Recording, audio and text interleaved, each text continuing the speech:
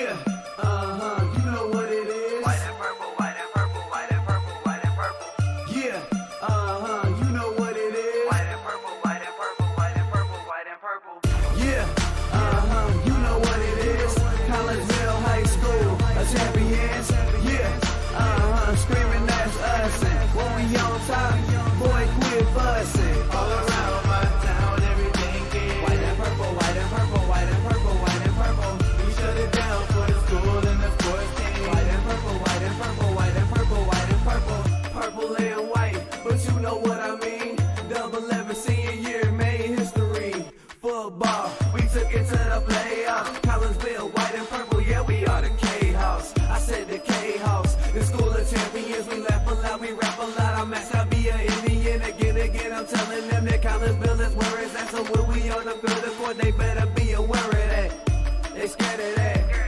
Of course, look at the ceiling. What up, Mr. Floyd? Yeah, it's Collinsville. And yes, I'm glad to say that I'm a K-Hawk. I'm about to graduate. Yeah, you know what it is. Collinsville High School, a champions. Yeah, screaming that's us. And when we on top, boy, quit fussing. All around my town, everything is White and purple, white and purple, white and purple, white and purple. we shut it down for the school and the sports team. White and purple, white and purple, white and purple, white and purple. White and purple, yeah, I know you see it. You see the chaos and you tell yourself you wanna be it. I go to see it, yes, so I am a champ. I ran this game so long, I'm starting to get a stomach cramp. Class of 1 2, but we're number one. Shout out to all my juniors, yeah, you know we get it done. White and purple, you already know. It's little easy peasy and that boy lay low. Yeah, you know what it is. Collinsville High School, a champions. Yeah, screaming that's us. And when we on top, boy, quit fussing. All around my town, everything is White and purple, white and purple, white and purple, white and purple. we shut it down for the school and the sports team. White and purple, white and purple, white and purple, white and purple. I'm by my white and purple, Scarface and DJ Screw. We on the peak of the mountain, best at what we do. Yeah, we the champs, homie, but we ain't selling shoes. These boys bleeding purple, call us the cheapin' crew. They don't gotta do it big, cause I don't play with sports. I play my cards right. Now we're good with court. When Dub 12 comes, it's time to roll off. I'm the back cause everybody rolling with me, K-Hawks. Yeah, you know what it is. Look, all the freshmen, all the fresh boys. High school, champions. Yeah, they know what it is. All around my town, everything is White and purple, white and purple, white and purple, white and purple. we shut it down for the school and the sports team. White and purple, white and purple, white and purple, white and purple. Yeah, you know what it is. Collinsville High School, a champions. Yeah, screaming that's us. And when we on top, boy, quit fussing. All around my town, everything is White and purple, white and purple, white and purple, white and purple. we shut it down for the school and the sports team. White and purple, white and purple, white and purple, white and purple.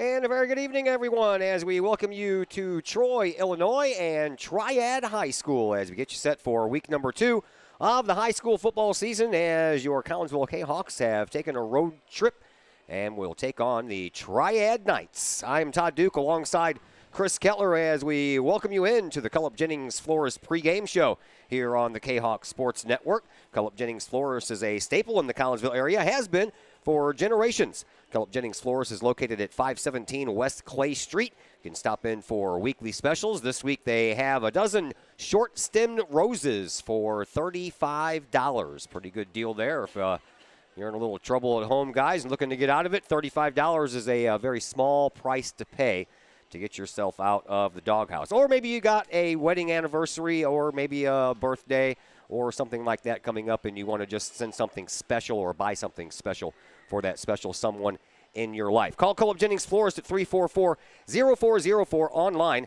at cullipjennings.com. Both of these teams come into this contest 0-1. Collinsville, of course, coming off the heels of that 54-22 setback at home last week, while the Triad Knights had a little bit of a better time, but still came out with the L as they lost 28-23 to Mattoon. And Chris Keller, this is going to be one of those nights where one team is going to come out with a victory and one team is going to be 0-2 on the year, and you can just hope that we're the ones on the 1-1 side of that.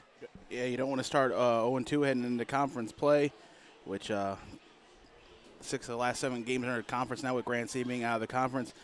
So Kahoks are going to know a lot of what Triad's going to throw at them here. They've run the same offense for type of years in the last few years, and they've seen them on tape here, so a lot of time to prepare for them as opposed to Kokia, which was last week was a fresh opponent in just the start of the season. Yeah, and last week Triad threw the ball just 13 times, which was 7 more times than they threw it last year against Collinsville, when the Triad quarterback Cody Quayles was 2 for 6 for 68 yards in that game. So a heavy dose of running is what is awaiting the Kahawks, and the good news is we're in Triad and it's not raining. It's not raining anymore. It seemed like it was raining a little bit right before 5 o'clock, but you'll see. I don't know if it's going to affect this grass field here tonight. No, it rained a little bit of shower about 4:30, as you mentioned, and since then it's had a chance to dry up. So I would imagine that the field is just fine. One of the few high schools left around the area that has a real grass field. Everybody else going to the synthetic turf. So we'll see if that makes a difference at all. Triad's used to it. Collinsville's not. Triad really likes it. Their coach wants nothing to do with turf. It really helps with their ground game, and they love it, and they love to be able to take care of this field they have out here. All right, had a chance a little bit earlier to catch up with Collinsville head coach Mike Popovich. We'll pass that commercial along to you next as the Culp Jennings Florist pregame show continues here on the Kahok Sports Network. Florist, a Collinsville original since 1939. Culp Jennings Florist has a wide variety of green and blooming plants, specializing in all design styles from traditional to trend-setting. Culp Jennings Florist is, of course, your place for beautiful flowers, suitable for any occasion. From anniversaries to birthdays, graduations to weddings. Culp Jennings Florist is there for any of life's major moments. Culp Jennings Florist, 517 West Clay Street in Collinsville. Call 344-0404 or online, culpjennings.com.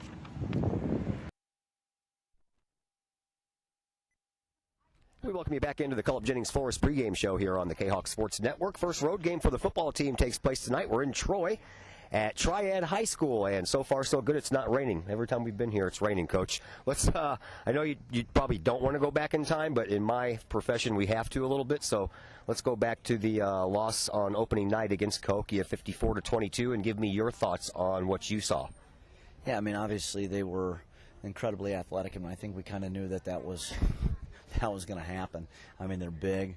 They were strong. I mean, we definitely got a lesson in weightlifting the other day, and I think that we knew going in. I mean, you don't know where you're at, Todd. You just don't know. But I think we knew that they were going to be a good football team, and they were. I mean, they were incredibly talented, and I think that there were a lot of positives that we could take out of that. Our sidelines were incredibly positive Friday night, and I think that that's just part of the culture change that we're trying to have, and so we took a lot away from there, and yeah, I mean, we're okay with looking back at it and learning from our mistakes and growing, and now it's just about one foot in front of the other, one day at a time.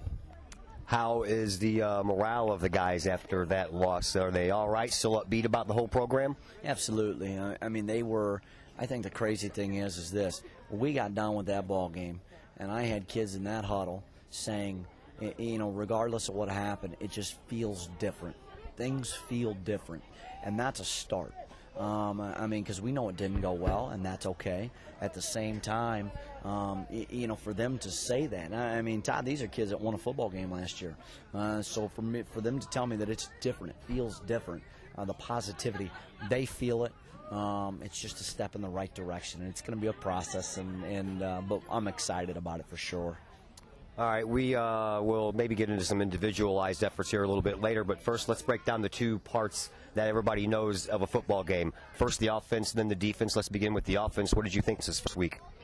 obviously some hiccups. Didn't play as fast as I wanted, and I thought our tempo struggled. And that's just one of those things where you kind of live and you learn, and the kids needed to see it. And the kids even said, hey, I thought it was going to be faster. I thought we'd get it in quicker. And I said, yeah, we're supposed to. We need to get lined up quicker. We need to do that, and we didn't. So our tempo's got to improve tonight if we want to be competitive. Defensively, I mean, we didn't tackle very well. I thought we were in position to make tackles, and I think a couple things. Number one, we've got to rally to the football. Number two, we got to get in the weight room. And that's not corrected overnight. We've been here since February, and our numbers have increased, and kids have bought in. And it's not just our kids at this high school making the change in the athletic department. It's other programs as well that are buying in. And but we've got to get in the weight room, and we know that. I mean, that cures a lot of issues. So I'm definitely excited, though, that we saw positive things. But I think a lot of that has to do with the fact that we're a positive staff that fixates on that, because we could sit here and point out everything bad that happens, all the negatives, and that's not demonstrating one of our core values, which is a how-to mentality. Don't tell me why we can't, tell me how we can. That's what I want to know. Penalties, 8 for 40 yards. It's been a real big problem over the years for Collinsville squads. Lots and lots of penalties. I know that 8 you probably want to cut down on, but the good thing is all 8 were 5-yard penalties. It was nothing major, nothing really bad that stood out. Right, all fixable stuff. I mean, I think that's the main thing, and you got to avoid pre-snap penalties, Todd, because I mean we're not good enough offensively right now to be able to put ourselves in that position and dig ourselves out of that hole, and it's tough. And I was at Mascoutah last year, and one thing I'll say is this: we went and tracked, we charted stuff at the end of the year, and we said when we go ahead and we had a penalty in a drive, I mean the percentage of us scoring dropped significantly. I'm talking like 15 to 18% in that margin, and I'm a numbers guy. And when you do that, you put yourself at a disadvantage. So we've got to clean that up. You're right. We didn't make any catastrophic mistakes when it came to penalties, but at the same time, we've got to lower that number, and we just can't have that. Special teams, Luis Perez, your kicker, I thought he handled himself okay. Yes, I mean special teams wise, we did all right. I thought we did some good things after the initial breakdown on kickoff. We had, we were able to obviously get a penalty on that on them, and then after that we did some decent things. We had to shore some stuff up. I thought, Chai with our spread empty punt did a nice job pinning some people, and obviously Cam Sloan with a massive kick return to kind of give us some momentum back and breathe some life into the kids as well. So yeah, we've got to continue to look at that as a third of the game and be ready to go. Malcolm Burns had 3 catches for 52 yards, including a 43-yard touchdown, which was kind of the highlight reel of the night for the Kahoks, and we talked about him in the pregame show last time. I'm guessing you would like to have him have more than 3 catches. Yeah, I mean, of course. We did some things last week, and there were some positive things on offense, like I said, and Malcolm's obviously going to be a big part of that, and hopefully tonight we can get him a little bit more involved. I think every time you go into the first game, you're going to go ahead and look at things and say, we've got to do this, we've got to do that better. And one of the things that we talked about as a staff is making sure that Malcolm Burns is more involved in the offense. And, he's electric, caught the touchdown pass. It was a big – we kind of knew we were going to get one on that play. We talked to kids, built them up, and said we will score on this play. We knew we could just because of how aggressive they were on defense. And it definitely caused some teams, I think, some anxiety moving down the road just because you see that Chris Chai can't complete the ball downfield and that we've got some burners. So we're hoping Triad looks at that and says we've got to get back and give them a little bit more room to maneuver up front. All right, well, speaking of Triad, you have them tonight, and I don't know if anybody told you this, but they like to run a lot. So I'm sure you've seen that from looking at tape. What are you going to do? What's it going to take to stop these guys tonight? Yeah, I mean, I'm familiar with the program. I mean, here's the thing. It's obviously being at Mascoutah last year, but not just that. Knowing the tradition of the program, knowing where they were, where they've come from, and they've got a mentality. This program has a philosophy, and then they stick with it. This is who they are year in, year out. It gives them an opportunity to be competitive. They do it well, and they will gladly ground it out against you and take advantage of your miscues and put it in the end zone. And this is one of those games where if you get down, it can get ugly in a hurry just because they'll stay with it. And it's a tough offense to stop. And I think as difficult of an offense as it is to stop, I think defensively they don't get enough credit. Boy, their kids are aggressive. They fly to the football. They get 11 hats. They cause turnovers. They're very, very physical, very strong. Their linebackers scrape well. They do something. They keep the ball in front of them as well. So, I mean, kudos to Coach Bassler in this program. I mean, they have our full undivided attention right now. Thanks a lot for the visit, Coach. Good luck out there tonight. Thank you very much for having me. As head coach Mike Popovich of your Collinsville Kahok football team. We'll take a break, come back, and have more stuff coming up for you, including some numbers and some names to go along with everything on the Kahok Sports Network. Florist, a Collinsville original since 1939. Co-op Jennings Florist has a wide variety of green and blooming plants, specializing in all design styles from traditional to trend-setting. Co-op Jennings Florist is, of course, your place for beautiful flowers, suitable for any occasion, from anniversaries to birthdays, graduations to weddings. Co-op Jennings Florist is there for any of life's major moments. Co-op Jennings Florist, 517 West Clay Street in Collinsville. Call 344-0404 or online, coopjennings.com.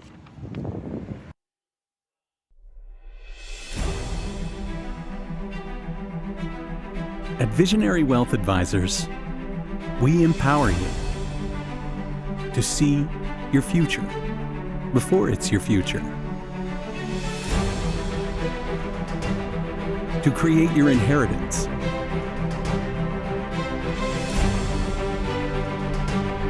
to build your vision, to anticipate the known and unknown, and to find potential in both, and build new dawns. Visionary Wealth Advisors.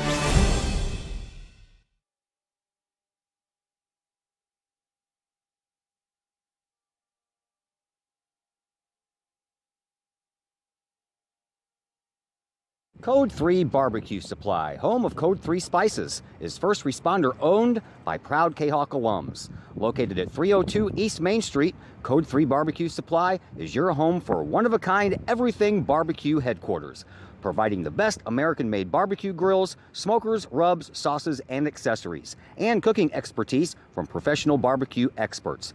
Code 3 Spices provides award-winning rubs, sauces, and they donate 25 cents of each unit sold to first responder and military organizations that focus on providing aid to the fallen, suicide prevention, and PTSD awareness. Stop on by, see the guys at Code 3 Barbecue Supply for all of your cooking and grilling needs. Code 3 Barbecue Supply, home of the Memphis in May first place world champion Patriot sauce. Learn more about their products and mission in giving back to those who serve at code3spices.com. Florist, a Collinsville original since 1939. Co-op Jennings Florist has a wide variety of green and blooming plants, specializing in all design styles from traditional to trend-setting. Co-op Jennings Florist is, of course, your place for beautiful flowers, suitable for any occasion, from anniversaries to birthdays, graduations to weddings. Co-op Jennings Florist is there for any of life's major moments. Co-op Jennings Florist, 517 West Clay Street in Collinsville. Call 344-0404 or online, coopjennings.com.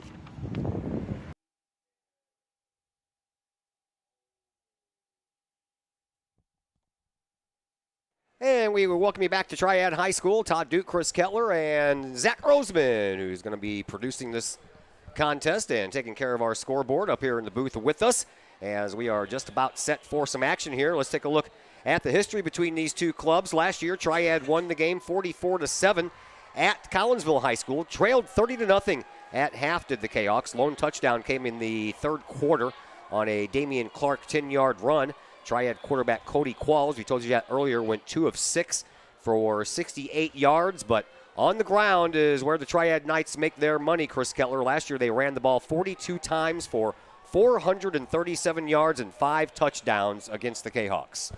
Yeah, they had Qualls and they had Knott, and they had some good runners there that could rack up the yardage there, so they're looking at some different guys, but it's going to be the same system out there from Triad. Yeah, Trevor Knott piled up 138 yards and 3 touchdowns. Quayles 132 yards and 2 touchdowns. So I guess we're kind of glad that both of those players are no longer here, so we'll see what the Knights throw at us this year. Kahawks last year in that game had 27 rushes for 85 yards and that 1 touchdown. Chris Chai did play in that game. He threw the ball 15 times, completed 7 of them for 55 yards, did not throw a touchdown, but he did not throw an interception as well.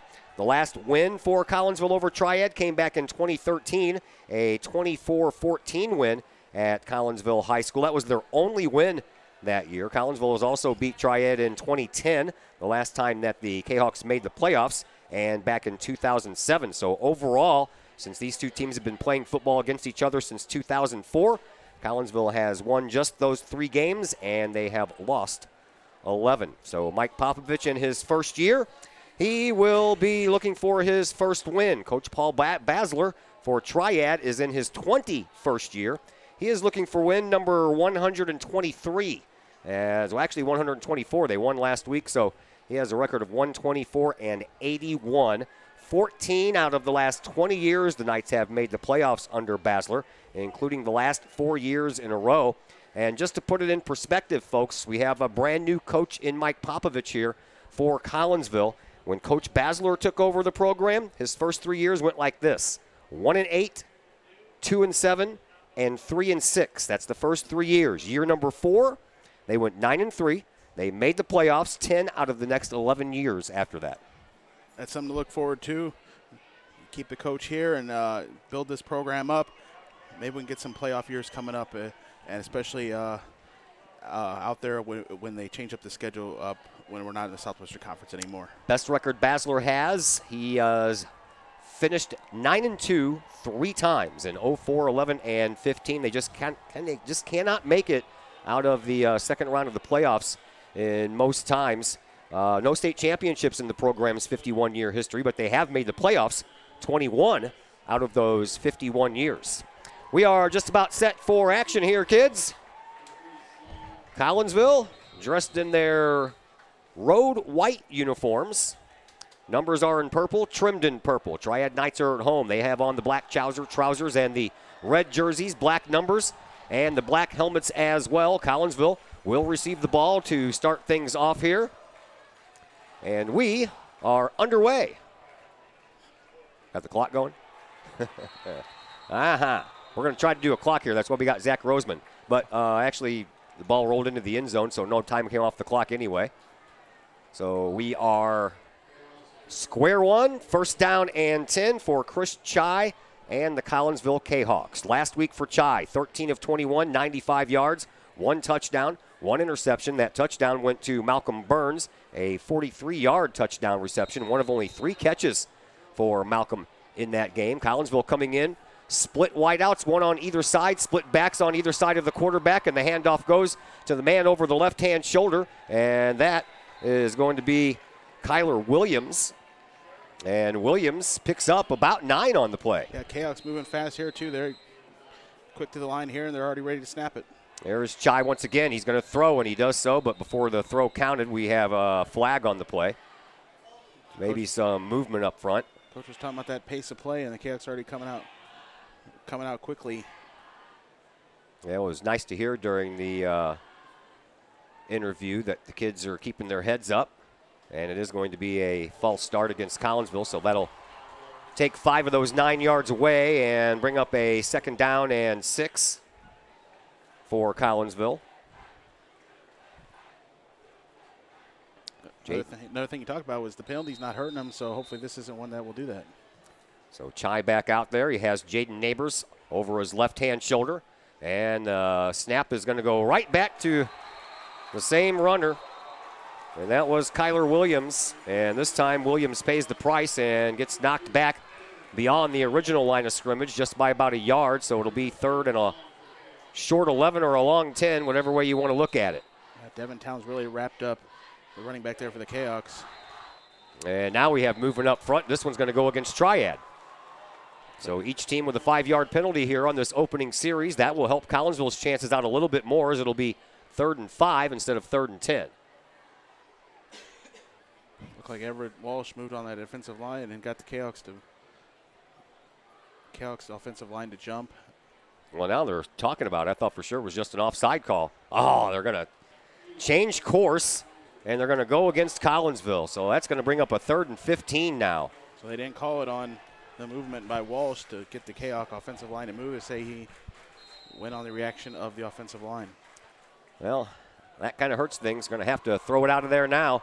3rd down and 15. Man comes into motion. Jake Holton. Here comes the throw, and it's blocked and almost blocked right into the hands of Holton. It was intended for Malcolm Burns, and Collinsville is going to be 3 plays and out here, and we'll have to punt on their first offensive possession. The Triad get a hand on that ball there, tipped it away, maybe, and so the Kahoks will have to punt. Triad just now sending back a couple of deep players. They punt out of this formation. He doesn't go too deep. Noel McGowan is there, and he is going to take it and do a couple of stutter steps, break it around to the outside, but there's Malcolm Burns to throw him down and actually give him forward progress right at the 45, but Burns got a hold of Lusk and threw him down backwards. Yeah, Lusk was very tentative with his run there and didn't get too far and wrapped down by Burns. So the Triad Knights will have their first crack on offense here. Jace Barfield is the quarterback for the Knights. He is a 5'10", 190-pound senior. They expect a lot of running here from Triad. Hardly out of center at all. The handoff goes up the left side, and it's going to be good enough for a first down. And that is Devin Towns, who coming into this game had 10 carries for 59 yards and 2 touchdowns. And now we're going to have a timeout to measure. Is that what's going on?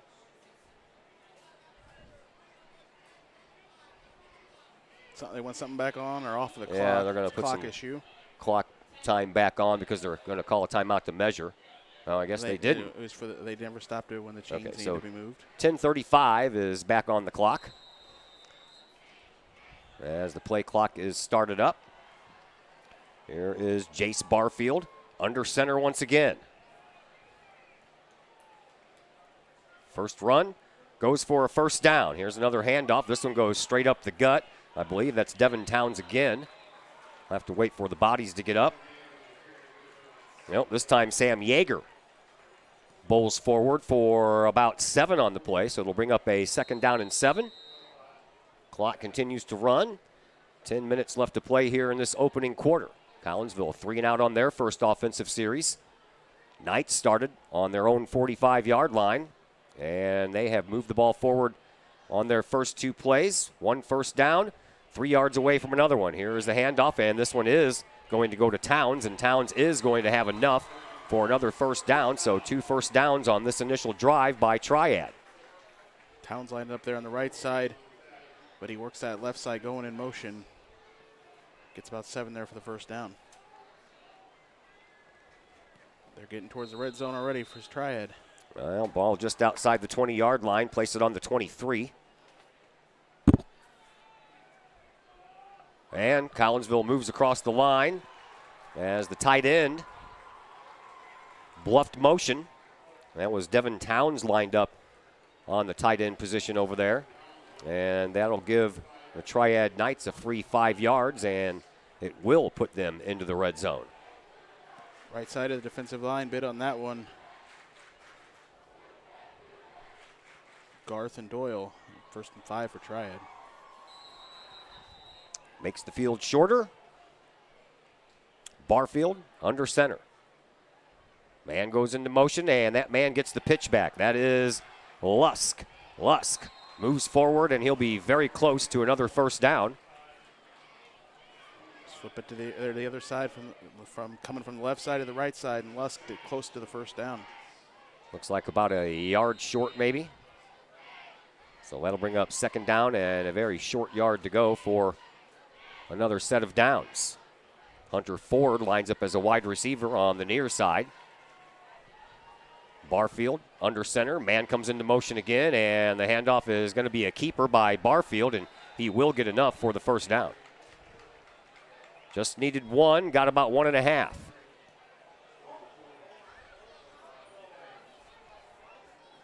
I'll say this every year whenever we play Triad, man. It's got to be not too much fun to be a wide receiver on this football team. The quarterback, he's very quick with those handoffs, too. They don't waste a lot of time. They know which guy's going to get it, and they're quick to make that play happen, so the Kahoks don't have a lot of time to react. Sam Yeager is the lone setback. New set of downs for Triad. 1st and 10 from Collinsville's 18-yard line. There's a catch and a touchdown by Devin Towns. Towns took that around the left side on the pitch. Had a big hole to work with and found his way to the end zone. And Triad, with 8:30 to go, gets that touchdown. Devin Towns. The fireworks. Yeah. What's up with that? So Devin Towns scores his 3rd touchdown of the year. And on to try the extra point. Travis Spear. Spear. Ball down, kick on the way, and it is good. 7-0 in favor of Triad after each team has had a possession. Collinsville 3 and out on their possession. And the Triad Knights march 55 yards down the field and score on their possession. Let's thank Lakeside Roofing in Collinsville. You can let the professionals at Lakeside Roofing protect your most important investment. That would be your home or your business. Have the elements taken a toll on your roof system? Notice a leaking roof? Well, maybe it's time for a free roof inspection. Regular maintenance can extend the life of your roofing system by 10 years or more. Lakeside Roofing is your winning team for commercial and residential roofing systems. Lakeside's all-star professionals have installed, repaired, and maintained hundreds of roofs on both sides of the river. Call Lakeside Roofing today at 344-2800 if you're in the Collinsville area. On the Missouri side, 314-241-5253, or online, lakesideroofing.com. Choose experience. Choose Lakeside. Time for the Kahok offense to get back out here and get an answer on this Triad touchdown. They went backwards after starting to take the penalties. So let's forget that possession and start making the positives. Spear ready to kick off once again. Back deep for Collinsville. Cameron Sloan is the deepest, right around the 5-yard line, right in the middle.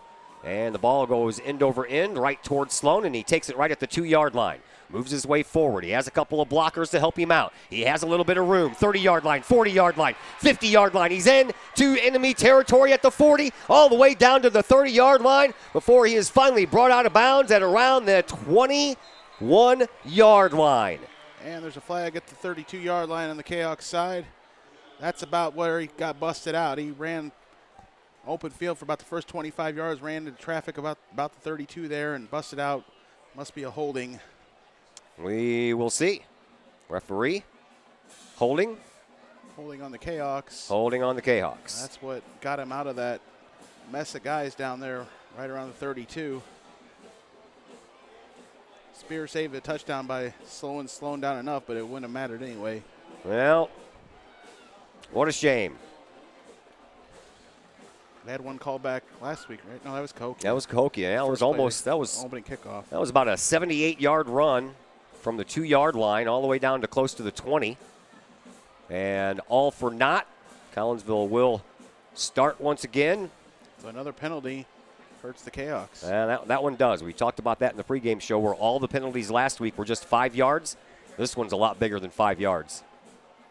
Even though that's all what it's going to show up as. Essentially 60-yard penalty. Yep. So, once again, Collinsville will start 1st and 10 on their own 20, and the handoff is going to go back to Kyler Williams, and Williams will get across the line of scrimmage and gain about 3 on the play. Going to bring up a 2nd down and 7 for Collinsville. Working fast again here. This is what they were trying to do before the penalties on the last possession. Chai throws perpendicular with the line of scrimmage to Malcolm Burns, and Malcolm Burns gets back to the line of scrimmage and maybe got a yard. Yeah, I guess they'll technically go down as a handoff, a pitch, and give him the rushing yardage. Gets about 4 yards. 7:40 left to play here in this opening quarter. 7-0 in favor of the hometown Triad Knights. Collinsville facing another 3rd down. It's 3rd and about 5. Ball on the 27. Chai in shotgun, split backs behind him. 2 wide receivers on the far side. They're going to hand the ball off, and they are not going to get close enough to a 1st down. Got it up to about the 30-yard line before the stoppage was finally made, and I believe that was Kyler Williams again, and it was. It's going to bring up a 4th down and about 2. Collinsville is going to go for it. No huddle offense. maybe try to draw Triad off sides. Now Chris Chai looks over to head coach Mike Popovich, gets another set of signs. He could always punt out of this formation. 13 seconds on the play clock. Here's the snap, and the handoff is going to go through. It's going to chance, and it all depends on the spot.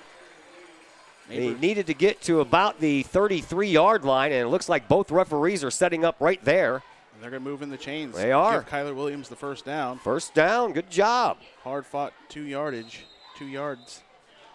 Give him the yardage for the first down. Kyler Williams has changed numbers. Last week he was 14. This week he's 19. Split backs once again. Here's a high snap. Chai throws again, and this one is going to be too high over the head of Malcolm Burns. Another one of those perpendicular to the line of scrimmage throws. Luckily they called that one a forward pass that time. Could have been a free ball like last time when they called it a lateral. Incomplete pass, stops the clock. 6:29 left to play. First quarter action. Second down and 10 for Collinsville. Chai back to pass, looks, and right when the ball got close to Kyler Williams, contact was made, and thus the catch was not. Faked the handoff to Jaden Neighbors, and then looked for a quick pass out to Williams, who got wrapped up. That'll bring up third down and 10, so Collinsville picks up a first down on 4th and 2, and now staring a third and long in the face once again. 3 wide receivers this time line up over on the left side. Trips left. Burns, the lone receiver here on the right side. Now Holton comes into motion. Yeah. Empty backfield. Here comes Burns back into motion. Back to pass. Chai gets the ball. And nice little moves there a couple of times. Gets a first down. By Cameron Sloan and picks up another big first down. Yeah, so Sloan initially lined up in the backfield. Then Burns moved to the backfield here. And now the Kahoks get that first down and are quick to the line again. Yes, they are. And there's another quick sideline slant pass, and that one's going to go to Sloan again. Oh, he bounces off of one and cuts through another up the far side sideline. And finally in. Touchdown. Hey, bad news. That was Todd. Actually Ron Woods. Bad news, Todd. Flag on the play? Flag on the play. Yep. At about the 26-yard line. But Ron Woods made the catch and bounced right off the defender to break all that through. The Kahoks are going to get the first down even after the penalty, but it's going to take this touchdown off the board. It's going to take the sting right out of it, isn't it? I'm not even sure what that was called. Just missed the signal. Did they really call a sideline? Oh, they just called a sideline. Sideline penalty? Which will take, and that'll keep the touchdown on the board. Really? Triad committed that? I did not see him point to that side. So we'll take it. And Collinsville, has to go for 2. They have no kicker tonight, so they have to go for 2 points. So Chris Chai lines up in shotgun. He has 3 in the backfield, and he's going to hand it off to Gabe Miller. And Miller busts through, touchdown. Collinsville takes the lead. Version good, and the Kahoks go up 8-7. So talk more about Ron Woods' touchdown. That was big there to bust off the defender, and he had plenty of open room there, and now the Kahoks will have the lead since they don't have a kicker on Gabe Miller's 2-point conversion. We are going to take a little commercial break, and we'll have the ensuing kickoff here in a moment. We'll be back after this timeout on the Kahok Sports Network. I'm my team's #1 fan. I've never been #1 at anything until I put these babies on. Do I know where I'm going? Absolutely. We're going to the playoffs. Allstate guarantees your rates won't go up just because of an accident, starting the day you sign up. So get accident forgiveness from Allstate and be better protected from mayhem, like me. It's good to be in good hands. Get protection plus unique extras. Call me, Mike Cluck with Allstate, for a quote today.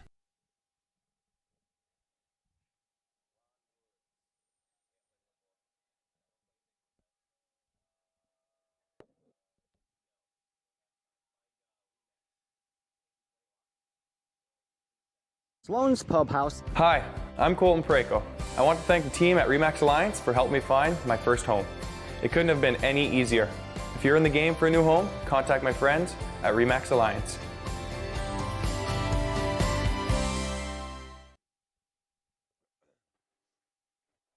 Back here at Triad High School, Todd Duke Zach Roseman, Chris Kettler along with you. Collinsville with an 8-7 lead over Triad after a 56-yard catch and run by Ron Woods and a 2-point conversion added on by Gabe Miller. Kahoks didn't let Triad get comfortable on defense there. They kept the pace going there with the quick to the line and the snaps there, and it worked out to their advantage as the defender on Woods wasn't able to make that play, and he went all the way for the touchdown. Well, I thought for sure that penalty was coming against Collinsville because that's the sideline that he was running up against, and I thought that, they all leaned forward to see what's going on, and right, so maybe that was it. That's what the ref called, that they were all bunching up on that sideline there, so it's just going to be a warning and doesn't take anything off the board. That's good. But watch out if it happens again next time. Oh, yeah. It would hurt that time. Yes, it will. It's just like a warning, though. All right, well, who's kicking the ball off for Collinsville, you ask, with no kicker? That is going to be Gabe Miller. And it's a bouncer. It cuts through a couple of the beginning lines and bounces right into the hands of the return man at the 20. He's trying to bring it around, but he'll run into a bunch of players there. And nice job by Collinsville on the stop of Lusk, Isaiah Lusk. Chase Counton and Steven Green getting in there to bring down Isaiah Lusk. Had about 5 yards initially to run, and not much more after that. So Triad will start a little deeper this time than they did last time. Last time they started on their own 45, this time on their own 25.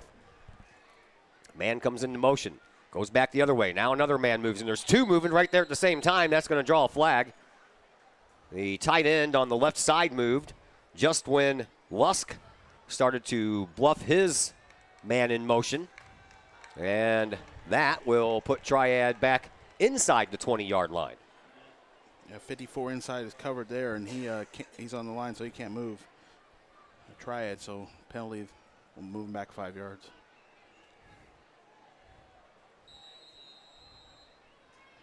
Right at 6 minutes left to play here in this first quarter. So we're halfway through the quarter. Collinsville leads 8-7. Barfield under center, hands the ball off, and not a lot of room to move there for Devin Towns.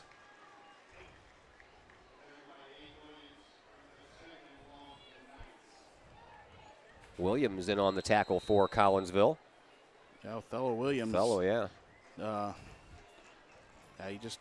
He centered in there on that inside handoff and took the man down. So that's going to bring up 2nd down and 12. Loss of 2 on the play. Or actually, gain of 3 because they had the 5-yard penalty. So still 2nd down and 12. Wide receiver on the far side, Drew Straub. As the handoff is going to go nowhere except for backwards. Collinsville's defense stepping it up and giving Triad's runners some fits.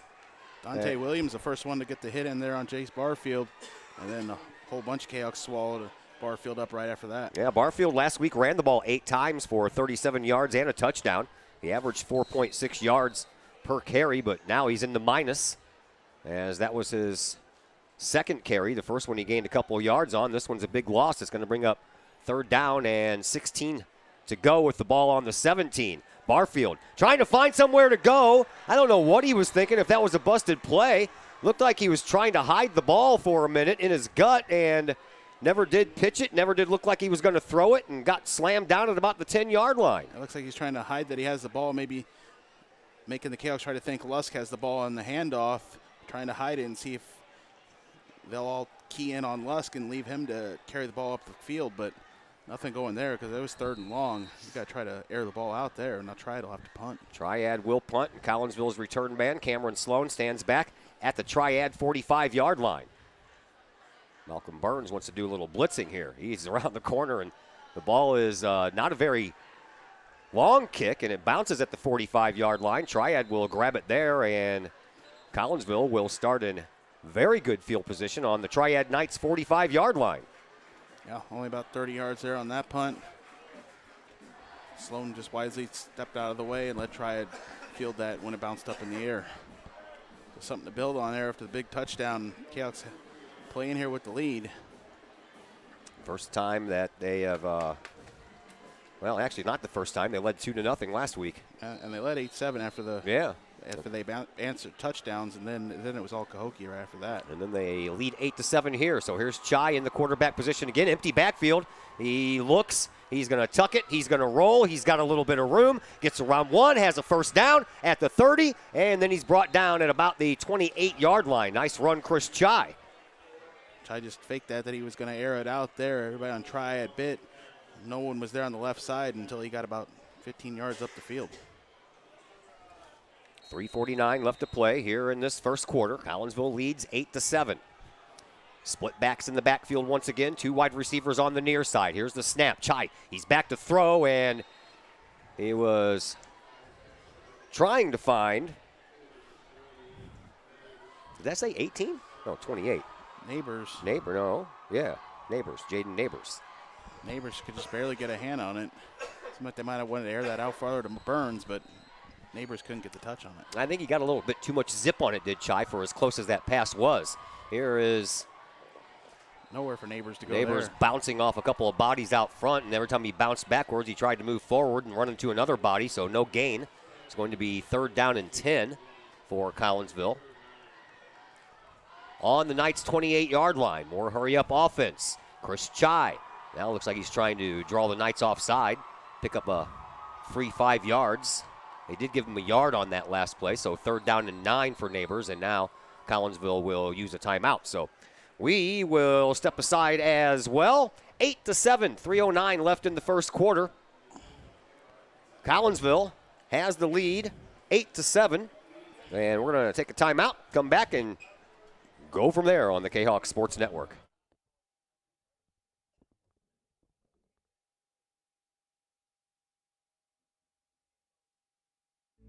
Hi, Purple and White fans. This is Dan Mode, class of 1989.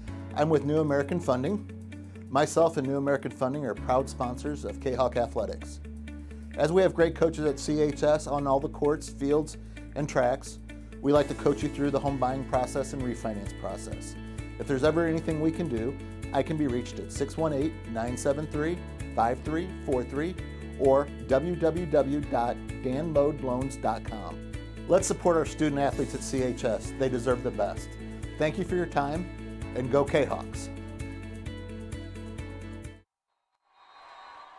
Back at Triad. Here's the snap on 3rd and long. Handoff to Gabe Miller. Tries the left side. Has some room. He gets held up right there at the very end and couldn't quite push forward for the other 3 yards that he needed. But this deep, Collinsville is going to go for it. That's okay. Get that 5-6 yard and get this down to 4th and short. You know you're not going to be able to kick any field goals, and it's definitely 4-down territory. So 4th and 4, 4th and 3.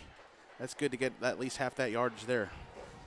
All right, Kyler Williams stands to the left of Chris Chai. Chai goes back to pass. Looks nowhere to go. He scrambles, rolls out to his right side, looks to throw it away, and he does so before the quarterback sack could happen. So it's 4th down. Triad will get the ball back, but they will have the ball on their own 24-yard line, and if Collinsville's defense can repeat what they did last set of downs for Triad, then this will be okay too. That was an all right offensive possession. He drove down there a little bit, stalled it out, but Kahoks will take it here and leave Triad deep in their own territory. Triad marched down the field with ease pretty much on their first possession. Collinsville stuffed them on their last one. I'll try to get. Oh, they gotta get the right football out here. Okay. They said, no, you got the right football out there. Okay, they want to leave that football out there. But they still might have had the Kahoks football out there, but Triad is all set. 2.5 minutes to go here in this first quarter. Collinsville leading 8-7. Barfield under center. Snap. Handoff is going to go to the man that was kind of waiting patiently over there on the right side, and he'll be lucky to get back to the line of scrimmage. And I'll give him about 2 yards on the play after that last push. And that was Sam Yeager carrying the ball on that play. Just another look Triad can throw at you there, and it works for a few positive yards. One wide receiver in this formation. Usually they only have one in each formation. On the near side. There's a pitch back that's going to go to Devin Towns, and Towns gets across the line of scrimmage and picks up about 4 on the play, but it's going to bring up a 3rd and 2. So one more good defensive stand here for Collinsville, and the Kahawks could get the ball back. Clock continues to run with 1:40 to play here in the first quarter. Cuddyback got that first hit on him, and Miller brought him down when Towns cut inside. We'll see how Triad wants to play it here on 3rd and short. Double tight end set. Tight end goes in motion, gets the ball, and he's going to be met in the backfield. Nice play, Jake Holton. Nobody had Holton. He got there in the backfield and tied him up, brought him down for a loss. And Triad will probably punt here. Yeah, loss of 2 on the play, so it went from a 3rd and 2 to a 4th and 4. And Triad will indeed punt. Sometimes you just got to make a play on 3rd down. That's what Jake Holton did there.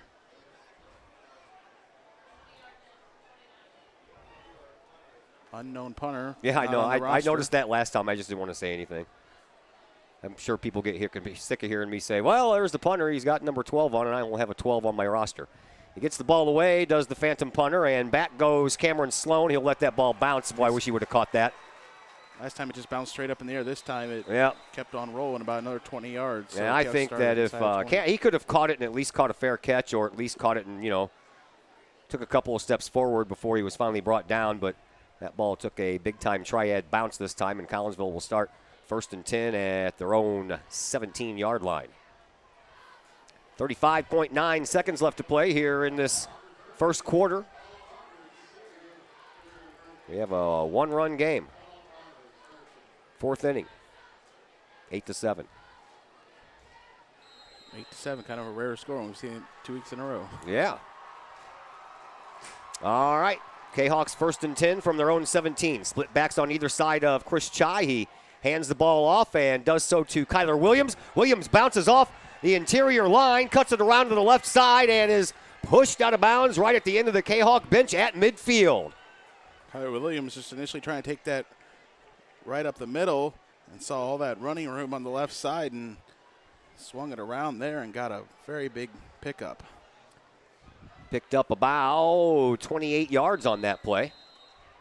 24.4 seconds left after the player was pushed out of bounds. Here's a pass. This one goes to the far side, and Ron Woods. It is complete, and then Woods moves forward for a gain of a couple of more. He stayed in bounds, so the clock continues to run, and Collinsville would like to get one more play off before the clock hits 0. 2nd down, and about 4 to go. Here's the snap. They do get it off. Here's the handoff. It's going to go straight up the middle once again, and Kyler Williams gets to about the 45-yard line before he is finally brought down. Actually, this time it's going to go to Jaden Neighbors. So Neighbors picks up about 2 yards on the play. Well, that's the end of the first quarter. Collinsville leads by a score of 8-7.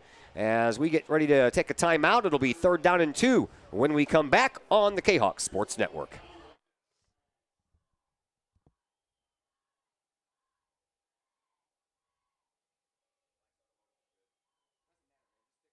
Automotive in Collinsville. Mike's Automotive is a T3 certified tire center. They can handle all of the basics like oil changes and tune-ups, and the not so basic stuff like complete engine rebuilds. Mike's Automotive also has 24-hour towing and 3 locations in Millstadt, St. Louis, and in Collinsville at 1150 St. Louis Road, just blocks from the high school, or call 345-0611 online at mikesautomotive.net and Mike's Automotive on Facebook.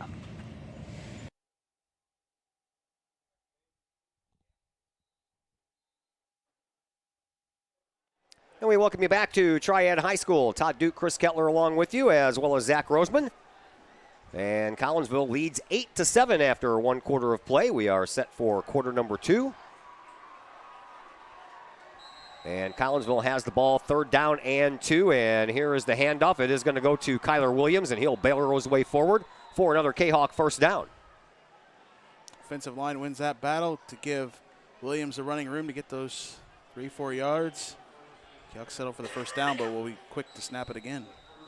They move the chains, and once the chains are set, the referees will let the Kahawks know when they can run their next play. Here's a sideline pass again. This one is going to go, well, pretty much nowhere. That was Jake Holton, who luckily got back up to the line of scrimmage. Potroff stayed at home there for Triad, and Holton couldn't put a move on him to get any more additional yardage. One setback, and that man gets the ball, goes up the middle, and runs into some resistance. Kyler Williams picks up about a yard on the play before he is finally brought down. So it's going to bring up 3rd down and about 9 to go here for Collinsville.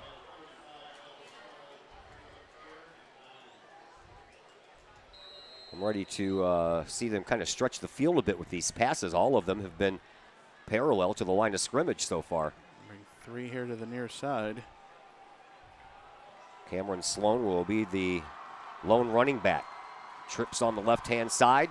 Malcolm Burns, the only receiver on the other side. Here's Chai. Tucks it, runs, has a little bit of room, does a stutter step, gets around one tackler, gets the 1st down, and then runs out of bounds. Second time they've been able to do that to Triad to get them to bite on the big pass, and lots of running room out there for Chai. And he's put that room to some good use as well. That's the 2nd 1st down he's picked up with just his legs. Here's the snap. Collinsville is wasting no time. They give the ball Sloan in the backfield to there Cameron for the first Sloan, time. yeah. Oh, just marked on my shirt. Pick up about 6 there, and Kahoks will keep going. 2nd down, short yardage situations. 2 wide receivers. One lone setback is Sloan. He gets the handoff, and he barrels forward for another 1st down. Busted through on one good block on Elijah Norton there on the offensive line for the Kahoks. Gave Sloan that running room to get in the secondary. Collinsville are not wasting time, and I think this hurry-up offense is a little confusing. Now a late flag comes in. They blew the whistle, and then about 90 seconds later they threw the flag, and I think it was Collinsville moving. Yep. Yeah, they all must have. One of them must have went set on the line there, and then when they came back up to look back, it was too late. Just underway here in quarter number 2. Collinsville leads 8-7, but they are threatening. It is 1st down and 15. Chai back to pass. This time he will throw it into the end zone. Just a little bit too far for Burns. Do we have a flag? Yeah, we do. Right there on the sideline in front of Triad's coaching staff. Maybe this will be another sideline warning. Both teams have been warned if that's the case. But the pass from Chai was just a little too long on Burns. Yeah, he had a good tight spiral on it. Just threw it a little bit too far. One player on Triad comes off. Looks like this is going to go against Collinsville as they're talking to the coaching staff. It is another movement violation. I'll decline that penalty, maybe it's on the formation or something, and take the down on the incomplete pass. So it will be, well, sideline guy has 3rd down, scoreboard has 1st down. 3rd down. 3 wide receivers over here on the near side. One of those being Ron Woods. Didn't should only be 1st down or see 2nd him. down, right? I think it's 2nd down. Well, yeah. All right, so it is 3rd down. Chai, back to pass, bluffs one way, goes the other way, has a man wide open, puts on a good move, and into the end zone for a touchdown is Damian Clark. Damian Clark in that slot there had all the running room as soon as he came back to the ball and found himself all the way to the end zone, and Kahoks go up 7 here with a chance to extend this to 9. Damian Clark getting his first reception of the year, maybe? Yeah, he did, actually. Here's Chai on the 2-point conversion. Lofts one into the back corner. It's a little bit too far for Malcolm Burns. He was out of bounds, and then a flag comes in. They might call that a little push and shove by the defensive back there for Triad. So Collinsville may get another crack at this. And there's also a penalty at the goal line, right in the middle. Did they call it incomplete? He must have been out of bounds. Yeah, I think he was out of bounds. And then the other referees, they also threw flags up at the line of scrimmage. So we might have offsetting penalties. The referee will tell us all about it.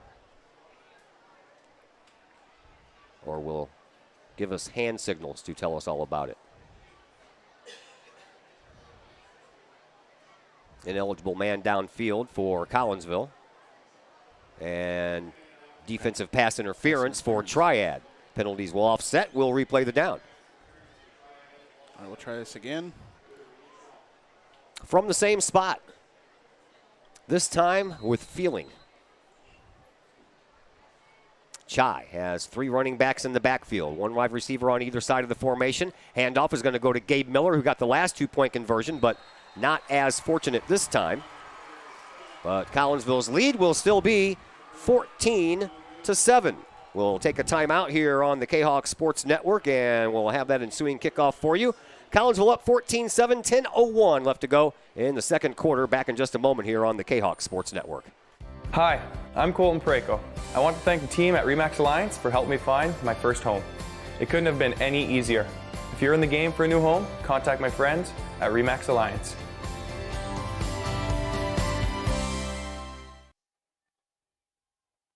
Let's also thank the Junior Service Club of Collinsville. Since 1934, the Junior Service Club has been providing women in the community an opportunity to make a difference with fundraisers and projects, all that go help the needy in Collinsville. Next thing coming up for the Junior Service Club ladies, they will be selling some toasted raviolis at their booth during Italian Fest, Friday and Saturday, September 21st and 22nd. For information on that event and more, you can visit the Collinsville Junior Service Club's Facebook page. Let's also thank Metro East Roofing and Guttering, locally owned and operated since 1987 by brothers and Kahok alums Tony and Corey Jones. Metro East Roofing and Guttering can help with all of your roofing, guttering, and siding needs. Located at 1231 Lebanon Road in Collinsville, Metro East Roofing and Guttering is the hometown company you know and trust. Give them a call at 345-5679 for your free estimate, and you can visit their Facebook page at Metro East Roofing and Guttering. Collinsville enjoys a 14-7 lead. Just about 10 minutes left to go here in this first half. And Collinsville's defense has given Triad fits. Since Triad marched down the field and scored their first touchdown, Collinsville hasn't really allowed them to do much of anything. A defensive there, they made the proper adjustments there following that first possession, and it's turned into some punts there for Triad, and the Kahoks have turned that right after that into scoring drives. Gabe Miller set to kick things off here for Collinsville, the de facto kicker. Don't think we have a soccer game next Friday, so we may have a kicker next week.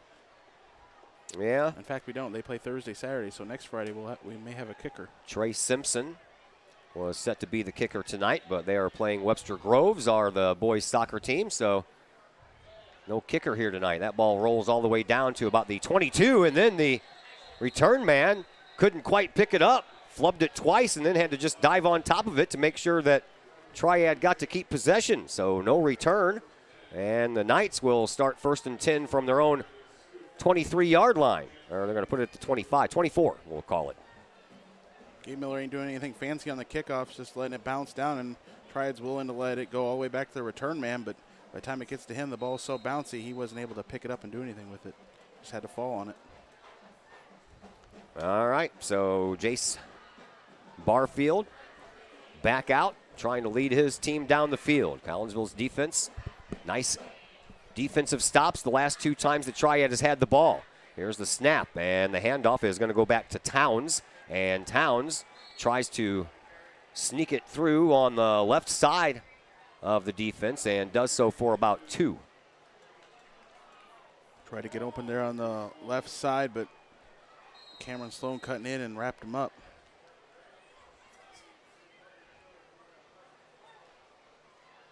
I'm wondering when Triad's going to try their first pass. They will lull Collinsville into well, they're just going to do nothing but run, and then one of these days they'll pass that ball, and it'll catch everybody off guard. Here is a run by Almazea Lusk, and Lusk gets up to about the 31-yard line, so it's going to bring up a 3rd down and about 4 to go here for Triad. Gain of 2 on the first run. Gain of 6 on the second. Brings up, 5 on the second. Brings up a 3rd and 3.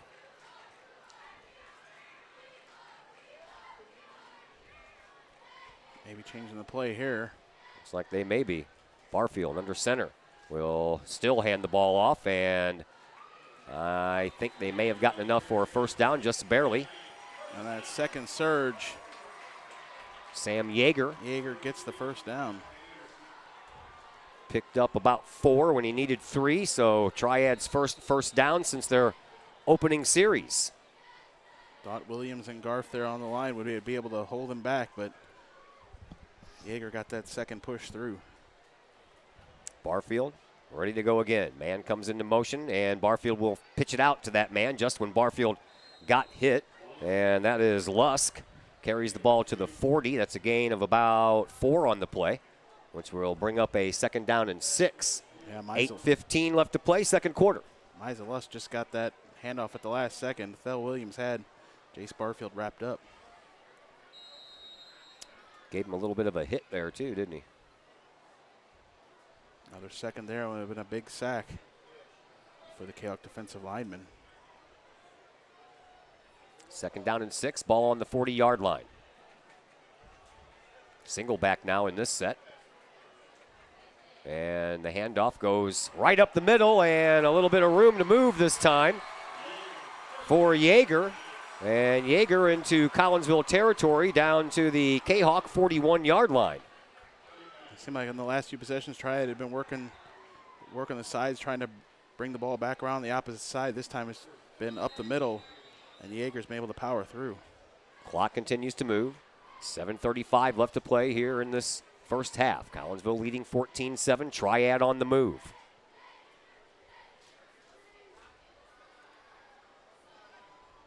Barfield under center once again. Man goes into motion. That man gets the pitch back. That's Yeager, Alec Yeager. And Alec Yeager picks up about 7 on the play, and that'll bring up a 2nd down and a short 3 to go. Gabe Miller was able to get to Yeager there at the last minute to bring him down. Otherwise, it could have been a first down. Alec Yeager, senior, 5'9", 160 pounds. He is listed as a split end. Sam Yeager, a sophomore, listed as a fullback at 5'9", 180. So a couple of Yeagers out there doing their thing, and this time that one's going to get about a half a yard before Collinsville's defense throws down the runner. Gabe Miller again that time. Wrapping up the runner, holding him for no gain. So it'll bring up a 3rd down and 3.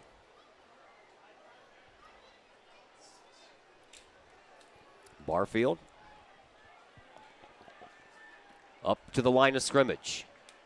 Man comes into motion toward our press box and gets the handoff, and he's met in the back. Oh, baby, what a good play there by Dante Williams as he just pushed back the runner about 3 yards right when he got to the line of scrimmage. Yeah, Dante Williams there.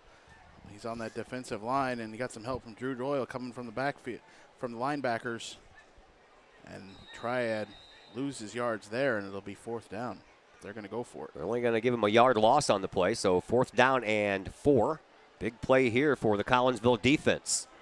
Barfield under center. Man in motion again. Barfield going to go back to pass. He looks to his right, throws to his right, and now we have all kinds of flags. There was all kinds of contact made before that ball got there.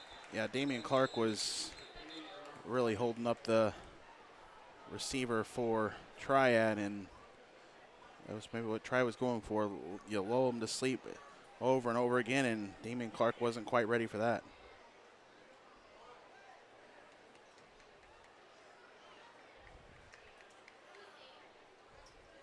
Pass interference against Triad. That penalty is declined. That will give the ball back to Collinsville. All right. So is Damian Clark doing a great job Sure. there. He fighting for the ball. Fighting for the ball there. When his name was called, he was ready. Wow. Don't usually see an offensive pass interference called. That ball hung up there for a while and looked like everybody jumped about, 8 feet before the ball got there. Top of the head, the Kahoks actually did almost intercept it. Yeah. You probably would have declined the interception anyway because it would have been 10, 15 yards back behind where they would have got the ball on incomplete.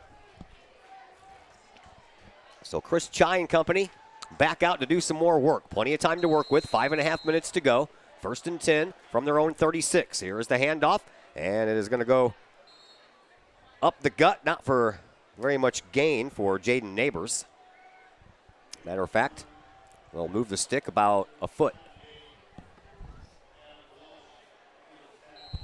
Yep, just about a foot there, and he's 2nd and 10. Chai back to pass, looks, he has Woods. Woods does a stutter step, and then it's taken down right before the 40-yard line, so it'll be a gain of about 3 on the play. And it'll bring up a 3rd and 7 here for Collinsville. That was one of the few passes that we've seen that actually went over the line of scrimmage. Woods was just wasn't able to get that momentum up the field just yet to break any tackles like he did last time on the touchdown. Damian Clark in motion. Fake the handoff. Chai rolls out to his left, looks and throws off of the fingertips of Jaden Neighbors, and it's going to bring up 4th down here for the Knights. Or for the Kahawks, excuse me. 2 flags go flying on the far sideline after the players got tangled up, and Collinsville has a man down as well. yeah, Amanda, the flag trainer, has come out too to check on. It's got to be Chai down there, right? No, he's over there on the sideline. I think it's one of the linemen. We'll find out here in a second. Let's thank the City of Collinsville. You can check out the City of Collinsville's Facebook page for information on upcoming events that they have going on, such as the Tunes at Bloom concert series. That will be every Wednesday in September. First one coming up this coming Wednesday will be the Twilight Band. The following Wednesday will be the Hangouts. Mr. T and the House Shakers will take the stage at the Bloom House on the 19th, and then the Owls Band on the 26th of September will round out the Tunes at Bloom concert series. For more information on that event, again, check out the City of Collinsville's Facebook page. And once again, Collinsville is a proud supporter of the Unit 10 School District, and they wish all district athletes good luck this sports season. So they had that flag, and I think the Kahoks will, there's a dead ball foul, and go back even farther on a personal foul.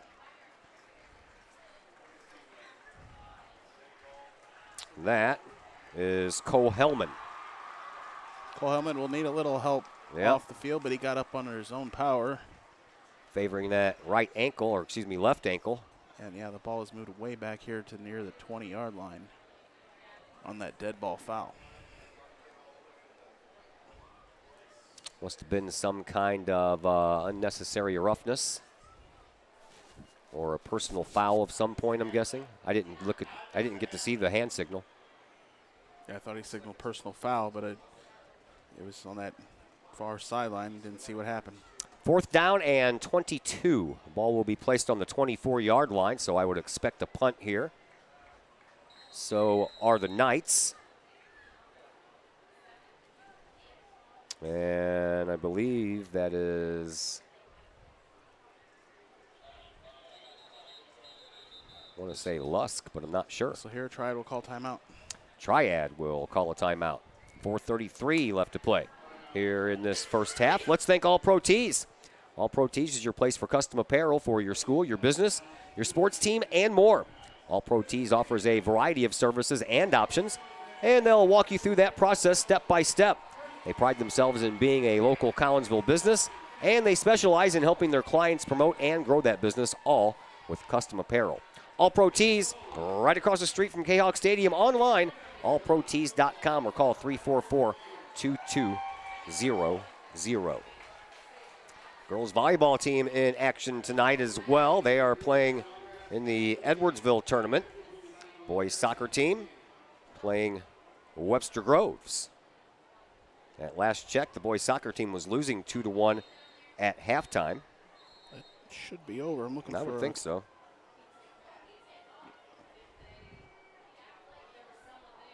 I don't know what this tweet means. Tied 4-4 as Trey Shivas scores in the 59th minute on a rebound.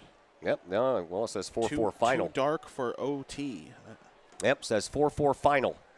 Because I guess Webster Groves does not have lights on their soccer field. And I think Missouri, I think they make you play through overtime and decide a winner on PK. So, all right, 4th down and long here for Collinsville, 4th and 22. Chris Chai will be back to punt. And now Collinsville will take a timeout. Chai tried to get the Knights to jump offside. I don't know, play clock was still at like 15 seconds, so they didn't really need to call a timeout. But they do. So it got dark, huh? That's what this gentleman on Soccer STL has on his tweet that covered the game. Too dark for OT. If it was in Illinois, usually in non-conference games, they wouldn't even try for overtime and just call it a night. So, other football scores for you. Belleville West over O'Fallon 27-0 in the second quarter. Edwardsville and CBC are tied at 21 each. CBC, the number 1 ranked school, according to the St. Louis Post-Dispatch, and I believe they're number 4 in the state of Missouri. And Edwardsville was ranked number 3 in the St. Louis Post-Dispatch, and I believe that they are ranked 8th in the state of Illinois. So that's a battle going on right there. Granite City doing okay with Carbondale. The Terriers are in town. Granite City up 19-0. We'll fill in more of the blanks for you coming up. Here at the halftime show sponsored by Cafe Agape. We'll do that in about 4 minutes and 33 seconds of game time. Back to the 4th and 22. Here is the punt. Chai got it off just in time, and it's going to be short, and it's going to bounce out of bounds right in front of the Triad bench, right at the 45-yard line of the Kahoks. So the Knights will have a short field in which to work with. They have 2 timeouts left and 4:28 left on the clock in which to work. Got to be hard to get a good punt off the way he lines up right behind the offensive line there. That punt just seemed to go straight up in the air and land about 15 yards down and roll about 5 yards. 14-7, that's our score.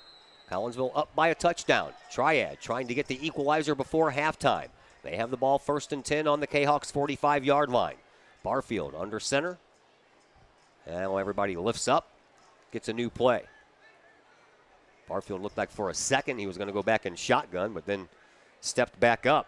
Here is Barfield, and he will not get very far. And I almost want to say that the ball came out, but no, guess not. Both teams have taken care of the ball, haven't turned it over. Barfield tried to cut that in instead of pitching it out to either of his 2 options and got nowhere. Nowhere is correct. No gain on the play. 2nd down and 10. Clock continues to run. 4 minutes to go here in this second half. Or first half, excuse me, second quarter. Barfield. Ready to go. Pitches it out to the man in motion, and that man gets across the original push at the line of scrimmage and then gets up to the 40-yard line. And a nice run there by Lusk. That cuts the yardage in half, and Triad will need 5 yards to move the chains. Broke the first tackle by Clark, did Lusk, but Sloan forced him to the sideline and near the out of bounds by tackling him. Gain of about 5. Yep, did not get him all the way out of bounds, so the referee said clock continues to run, and it does so with about 3:20 left to play. Barfield under center once again. Has Yeager in the backfield. Man comes into motion, but the handoff goes to Yeager, and Yeager busts through, and he's going to take it all the way down for a touchdown. 40 yards. Yeah, they bid on Towns taking that handoff. It was Yeager up the middle who goes untouched, and yeah, he gets that 40 yards. Try the extra point away from tying it. Yes, they are. Untouched 40 yards. Lusk. Here comes firework.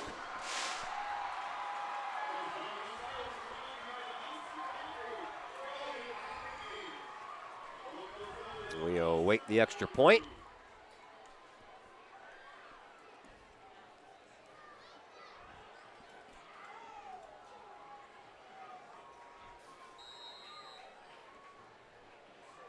Travis Spear trying to tie this thing up. Here's the snap. Ball placed down. Kick is on the way, and it is no good. Missed wide left. Yeah, he hooked that to the left and tried with the soccer kicker themselves, but he misses that one. Kahoks will maintain their lead. 14-13 in favor of Collinsville. 3:06 left to play. here in this first half. We will keep it right here, and Cardinals are up 4-2. They won their 10th series in a row last night after handing the Pirates a 5-0 loss. And now I believe they are trying to go for their 21st win in the month of August. 21 wins in 1 month. Haven't done that since, I think, 2004. With the big juggernaut team that the Cardinals had then that won 105 games or so. Yeah, it was a good team. Got away the World Series. Yep. Can't say the World Series went well. No, it did not. Got swept by Boston. That was Boston's breaking of the curse of the Bambino. 1,000 years. Yeah. And then the Cubs did it. They went 1,000,000 years. That leaves the Tigers trailing, right? I think so. Cardinals will see them next weekend in Detroit. Mm-hmm. Got a 3-game series beginning tonight with Cincinnati, one of the worst teams in baseball. Tomorrow, September 1st, that means Blues training camp opens in 2 weeks. Season kicks off on October 4th, and I, for one, can't wait. Blues made a lot of nice moves during the offseason, got me re-excited about their possibilities. And a flag comes in before we even have anything going on. Well, the play clock was started. That was about it. Didn't seem like there was even anything that could possibly happen. Yeah. Well, they're going to try and move back. They are. Going to move them back 5 yards. What do? Go line up offside? Missed that one, but Kahoks take the 5 yards. Sure, still plenty of time left to come back and add some more points. Collinsville up by 1 after the big missed point after attempt there by Travis Spear.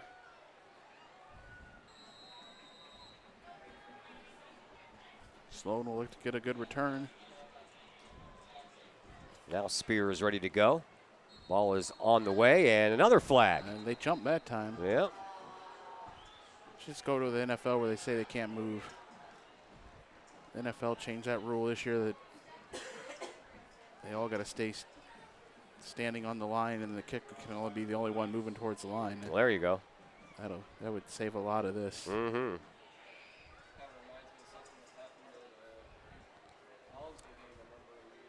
We will do this one more time. Triad's all the way back to the 30. Yep, started off at the 40, went back to the 35, now at the 30.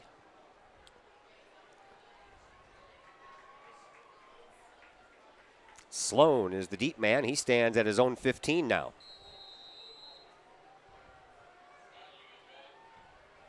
Ball is in the air and on the way on the left side, and it's picked up over there and run up the sideline, then back out toward the middle up to about the 35-yard line. Green on the return, gets to about the 36. Triad player comes out with his helmet off. Probably got it knocked off. Either that or the chin strap broke, because he never did put it back on. He just carried it over to the sideline. All right, 2:59 left to play here in this first half. Collinsville up by 1. They have the ball back, and they only have one timeout in which to stop the clock. It can be done. Snap, handoff is going to go to big number 28, Jaden Neighbors. Neighbors gets really close to a first down. They have the chains backwards. Isn't the big orange one supposed to be the first down marker down at that end? Each one is the same, I think. Here's a first down. There's a first down and a little bit more. Neighbors, he almost all the way. Just tripped up at the last second. Can't get the Triad player's number. Yeah, that's what I'm trying to see too. But he tripped him up at the last second. 35. Justin Del Rosario. Del Rosario, yeah. Del Rosario. Senior linebacker, 6'2", 220. Got a hand on Neighbors' foot and tripped him up just enough. And now Neighbors is going to get another handoff. You'd think they would go to somebody else after that long run, but he busts through the line of scrimmage and then carries a couple of guys with him all the way down to the 6. Yeah, it seemed like he hit that hole and didn't have anywhere to go, really. And the next thing I know, I see him squirting out, and it'll be 2nd and 1 from the 5. Got a chance to pick up a first down inside the 5. Here's Chai in shotgun again. 2 wide receivers on the far side. That is Jake Holton. And Holton now comes over to this side. Leaves Burns over there by himself. And Holton will take up the slot position on the left side of the formation. There's the snap. And the handoff is going to go right up the gut again by Neighbors. And Neighbors got the first down and then got pushed backwards. So it'll be 1st and goal for Collinsville at about the Triad 3. Yeah, he easily had that 2-3 yards to work with. Couldn't bust through to get into the end zone, but it'd be 1st and goal here with 1:39 to go. Chai looks over, has the sign. He's probably like, thanks, Coach, I needed a drink. Holton goes off too, and some different guys out there for the Kahoks. Yeah, 3 running backs in the backfield, and timeout. Collinsville burned their final timeout, so they have no timeouts left to work with, but I don't think they're going to need much down inside the 5-yard line. They're getting close to they had delay. 3 seconds left on the play clock. So the clock stops with 1:18 left to play. Ball on the 3-yard line.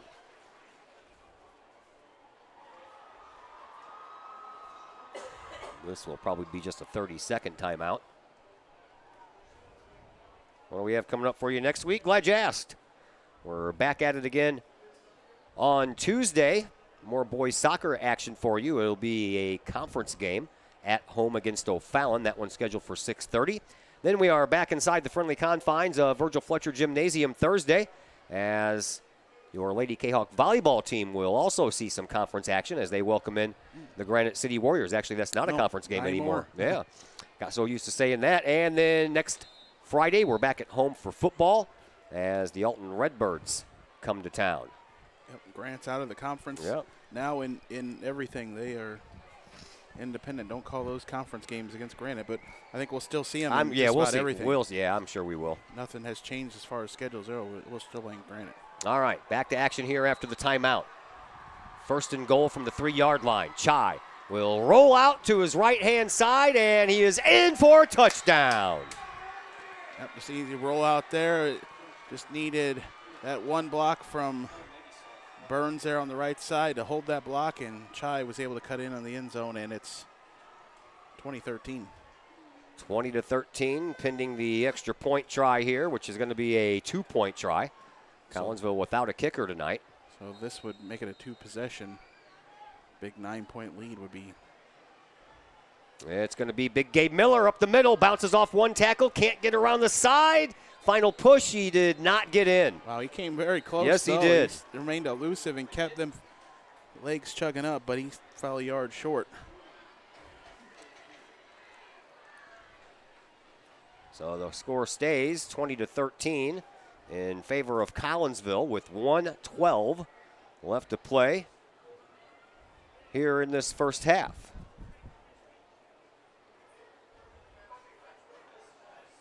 This is kind of fun. Collinsville up by a touchdown once again. They were successful on the first 2-point conversion by Gabe Miller. It's been a fun game. The defensives have done a little bit. The offensives keep chugging along there, and they're knocking down some points too. So it's fun to watch on both sides of the ball. It has been. Triad here will have 1:12 to work with and get the ball and start the second half. A chance for a 2 for here. Well, Triad, of course, going through some changes after losing their star quarterback, Cody Quayles, and their big running back, Trevor Knott, from last year. So always have the growing pains when you're in charge of a high school program. Eventually, it hits everyone. Yeah, they had a very good senior class come through last year, and just trying to reload here this year and see where the chips fall for them. They'll get into conference play in a few weeks. Gabriel Miller set to kick things off again. He's done an okay job. That ball goes through the middle. This time an up man does pick it up right at about the 28-yard line and then puts on one move, spins out of one tackle, and then takes it up to about the 40-yard line. I guess the special teams there told Triad to don't quit letting that ball roll all the way back to the deep man.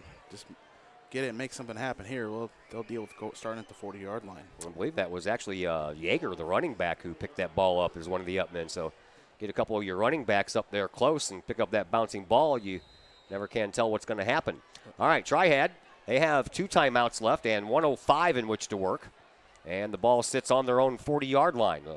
We'll see how they want to play this. I can't really see handing the ball off a bunch of times is going to pay any dividends. They're going to have to go through the air. And just when I say that, Barfield's in shotgun for the first time. They have 2 moving at the same time.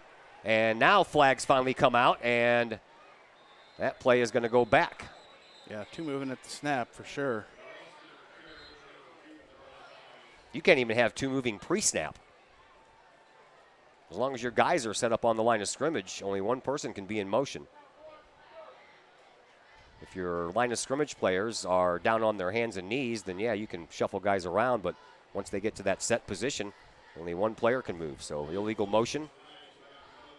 No, illegal motion there, 2 guys moving. And repeat first down. Instead of 1st and 10, it's 1st and 15. Line of scrimmage moved back to the 35-yard line, and just under 1 minute to go. 58.9 seconds left.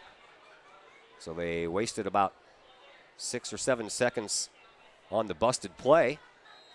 And Barfield in shotgun once again. One lone running back. Here's the snap. Barfield back to pass. He looks to his right and he overthrows his intended receiver, Devin Towns. Even though they're lining up as running backs before, now they're looking for him as receivers. They still want to get the ball in the same guy's hands. Towns can make the plays. 50 seconds left here in this first half. Don't forget we have the halftime show sponsored by Cafe Agape coming up here at the end of the first half. We'll round up some scores for you. Here's a little pitch, and oh, what a nice job right up front at the interior line by Othello Williams. Got a hand on the running back before he could spring anything loose and keep on jogging down the field. And clock needs to be running here this whole time. And yeah. Now they finally got it going here, and now they're calling for it to stop, and now it's still going, and now this clock has become a mess here. The refs are going to have to attend to this. Yeah, they'll let us know, or let the scorekeeper know where the clock is supposed to be. Or will they? And they're going to let Dethridge know. He has a radio, the athletic director, and he'll radio up here and tell the guys operating the clock what to reset it at. It says 43.8 now, and it is going to say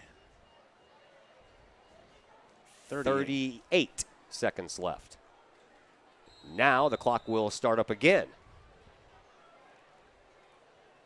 Triad works their way up to the line of scrimmage. Barfield in shotgun once again, facing a 3rd and 15. And Barfield back to pass, looks down the middle, throws it down the middle, has a man open. That man, Hunter Ford, takes it across midfield to about the Kahok 45-yard line. That will move the chains. Stops the clock with 18 seconds left, but as soon as the chains are locked down, they're going to start them back up, but we have an injury on the field, so that'll keep the clock stopped for just a moment anyway. Ford took Triad a big hit. Players, yeah. Ford took a big hit, and then the Yeager down there was quickly calling for somebody to come over, and they'll tend to him here with 17 seconds to go.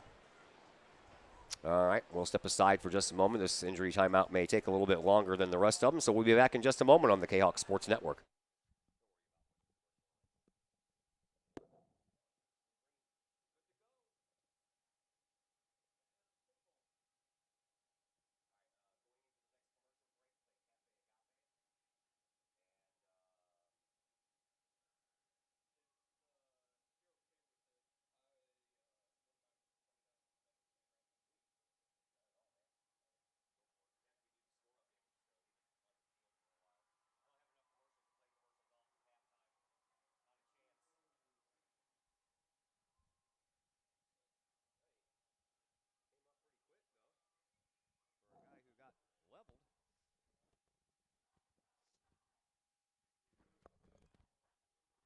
Hunter Ford came off the field under his own power. So luckily for us, we were not in an injury timeout for a prolonged period of time. He jumped right up and ran over to the sideline. The way that hit looked over there, it looked like he might be down there for a while. They got hit hard, and then another Triad player was over there quickly signaling the sidelines to get over and check on him, but we just got the wind knocked out of him there, and Triad got that 20-yard completion here and now has called timeout. They ain't got a lot of time to work with, though. Well, Triad has burned a timeout, so they have one left. Their kicker missed the extra point earlier, but he can get the distance on it, so they could maybe be willing to try something like a 40-yard field goal or so if they can get him another 20 yards or so. Yeah, I was going to say they're going to have to pick up at least one more first down, if not two. Not a lot of time in which to work with either. 17 seconds left. I believe they still have a timeout, maybe. One timeout does Triad have, and so the whole field is open here to try to make something work. Play clock starts. In shotgun is Barfield. Man comes into motion from the far to the near, and Barfield is going to keep it. He gets across the line of scrimmage and then gets a first down before he is brought down at the 28-yard line. They're going to stop the clock to move the chains, but unless Triad uses a timeout, that clock is going to start right back up, and I don't know if they would have enough time to kick unless they spike it. There goes the clock, and there's the spike with 8 seconds left. And we'll see how Triad wants to play this. They want to take one try to the end zone. They lost 2.6 seconds on the... They might have enough time to run the ball one more time and then call that last timeout to try a field goal.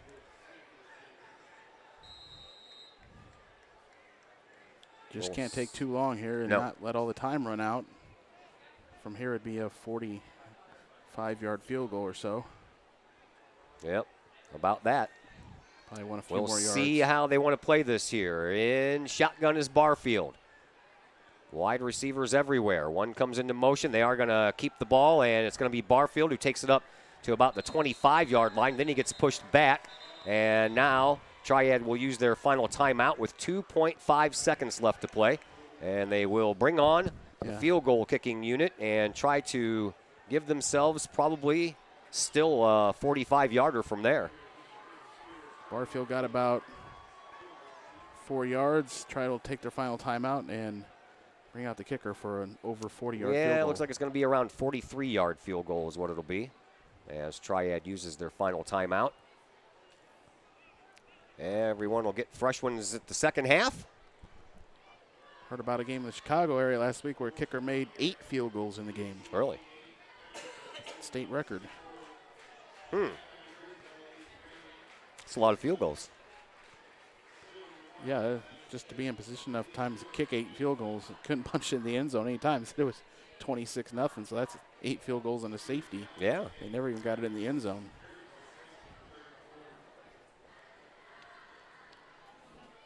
So this will be the last play unless there's some kind of strange penalty. Wasn't there an NFL game last night that had 2 safeties in it? Broncos-Cardinals. I knew I saw something on SportsCenter about that. Which one's your team? Broncos, huh? Zach Rosenman's a Broncos fan. Chris Kettler is still a Rams fan. Don't see how you can still be a Rams fan after they ripped your heartstrings out, but oh well. All right, this one's going to be from about 33 yards away. 2.5 seconds left, and it'll probably end the half. Here's the snap. The ball placed down. The kick is on the way, and it is just short. Had the trajectory right. It was right down the middle, but it was probably about 3 yards short. If they could have got it up just a couple more yards, Triad could have probably tacked on 3. So we are at halftime, and our score at halftime remains Collinsville 20 and the Triad Knights 13. Triad, of course, will get the ball back first as the second half will get underway. That'll bring us into the halftime show, which, of course, is sponsored by Cafe Agape. My good buddy Ron McGee down at Cafe Agape has some really good food. If you haven't been down there yet, you got to try it out. They serve up delicious sandwiches, burgers, steaks, pulled pork, and more with different specials every day of the week. Cafe Agape also offers catering service, and you can get Cafe Agape delivered with that to-go delivery app. Check out my friends Ron McGee, his daughter Dana McGee. She's there sometimes as well. Cafe Agape, 703 St. Louis Road in Collinsville. Call 345-CAFE. That's 345-2233. We are going to take a break, and we'll track down the scores for you of some games going on around the area, and we'll report those back to you in just a mere moments here on the Kahok Sports Network. Agape in Collinsville. Cafe Agape serves up delicious sandwiches, burgers, steaks, pulled pork, and the Collinsville favorite, the steak and onion sandwich. Cafe Agape has weekly lunch and dinner specials with pork steak Wednesdays, meatloaf Thursdays, and fish every Friday. Cafe Agape also offers catering service, and you can get Cafe Agape delivered now through the To-Go delivery app. Cafe Agape is open Monday through Friday from 11 to 7, and they're located at 703 St. Louis Road in Collinsville, or call 345-CAFE. That's 345-2233.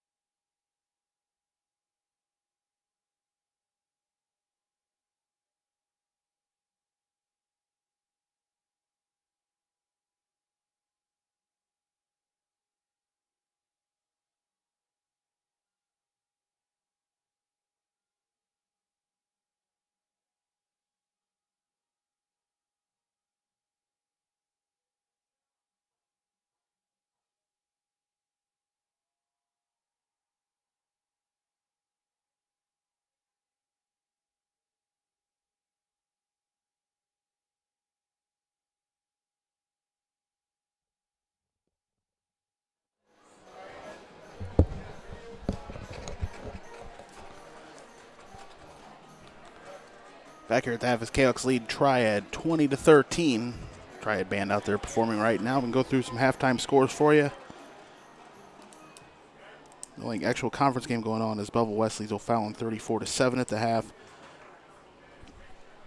Quincy and Alton got a late start in Quincy due to storms, and Quincy's up 7-0 after one quarter. CBC and Edwardsville going back and forth, 35-28. CBC late in the second quarter was last update. Vianney up on Althoff, 33-10 at the half. Columbia leads Waterloo 27-6 at the half. Highland up on Beverly East 14-7 at the half. Redbud leads Westcliff 14-7 at half, and Granite City was up on Carbondale 19-0 after one quarter. Didn't find any more updates on that. Trying to see if we can get one last update on that CBC Edwardsville score. Still seems to be 35-28, last score I can find. But more importantly, the Kahoks are up here at halftime on Granite City, or on Triad. Here at Triad High School, 20-13. Todd Duke will be back shortly. We'll get this second half going. 2013 Kahoks here at Triad.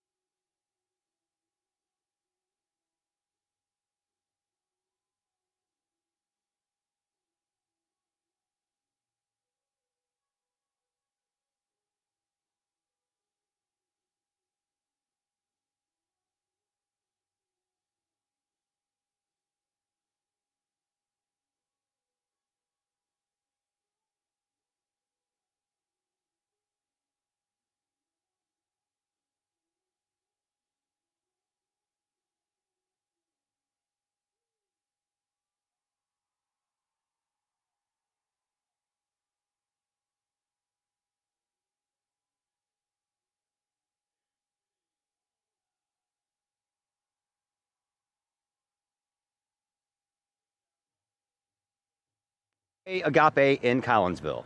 Cafe Agape serves up delicious sandwiches, burgers, steaks, pulled pork, and the Collinsville favorite, the steak and onion sandwich. Cafe Agape has weekly lunch and dinner specials with pork steak Wednesdays, meatloaf Thursdays, and fish every Friday. Cafe Agape also offers catering service, and you can get Cafe Agape delivered now through the To-Go delivery app.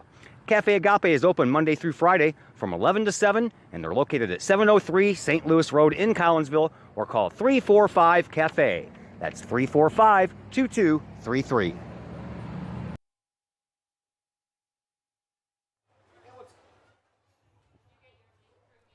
Once again, we welcome you back into the broadcast booth here at Triad High School. I'm Todd Duke along with Chris Kettler and Zach Roseman. Let's take a second to thank the Collinsville Education Association. The CEA is your partner as they work to ensure quality education for our children. The CEA advocates excellence and equity in public education. For more information, you can visit the Collinsville Education Association's Facebook page or the new CEA website, collinsvillecea.org.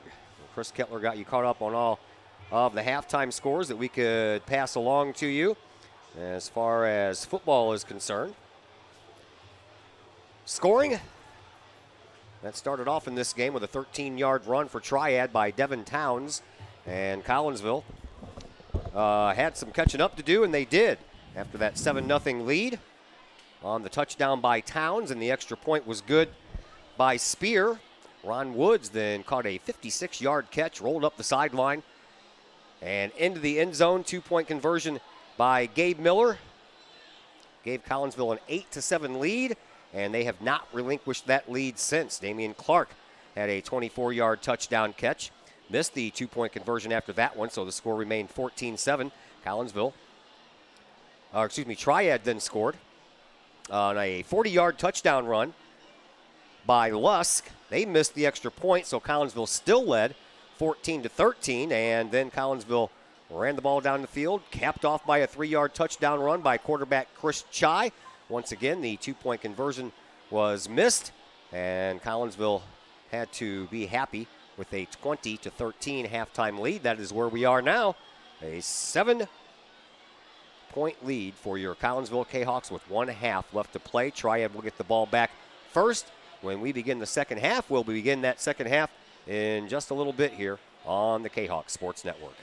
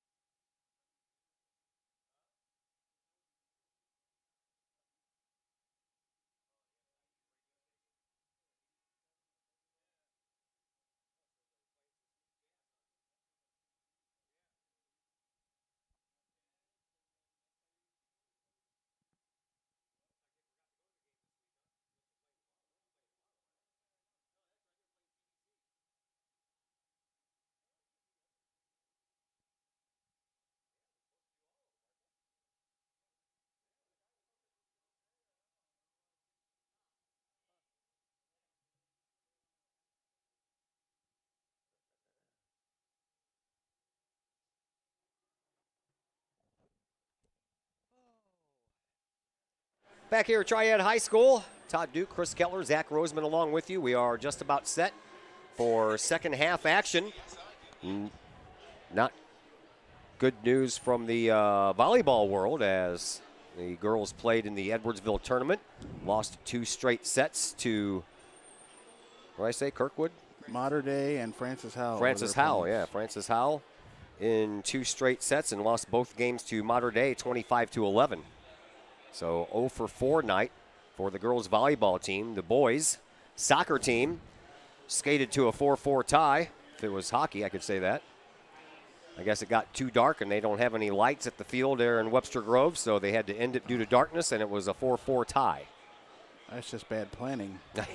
Right, you know. If you got a field without lights, play varsity first. Then if the JV game gets shut down due to darkness. That's the way they do it at the baseball fields, softball fields as well, for those that don't have multiple fields to play on. The girls do that. They play at the same time. That's typical other places, too, that don't have lights I've seen in the past. All right, well, Triad will get the ball back first here to begin the second half. It'll be Gabriel Miller, the de facto place kicker, if you will, for Collinsville. Hasn't done a bad job. He bounces that one again, and it's going to be picked up at the 30-yard line by the Knights, and a little bit of room, but then that room runs out. And luckily there was no flag on the play because it could have been a out-of-bounds tackle on Devin Towns. It was close. That's who Triad wants the ball in his hands anyway, Devin Towns. They've just moved him up, so Triad is keyed in on that on the kickoffs just to move their return guys just farther up. All right, so the Knights, a trail by a touchdown, 20-13. They'll have the ball in pretty decent field position. They'll start off on their own 45-yard line. Jace Barfield brings his team out of the huddle here in the second half. Under center once again. Snap.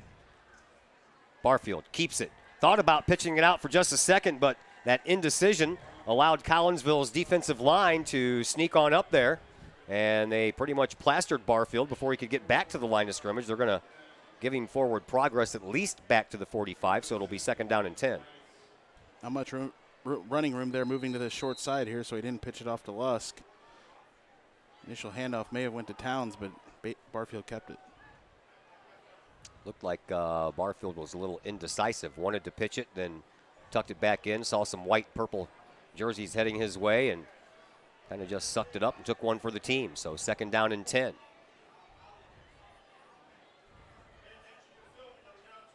Man in motion is Lusk. He gets the handoff, takes it around to the left side, gets about 5 yards, breaks off another tackle, and then picks up the first down.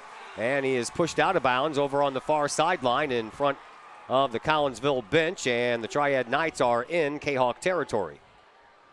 Kahok's just a little slower to get to that outside. Triad flipping the field, running from the right side to the far side there. Lots of running room for Lusk. 15-yard gain. Actually, that was Towns, sorry.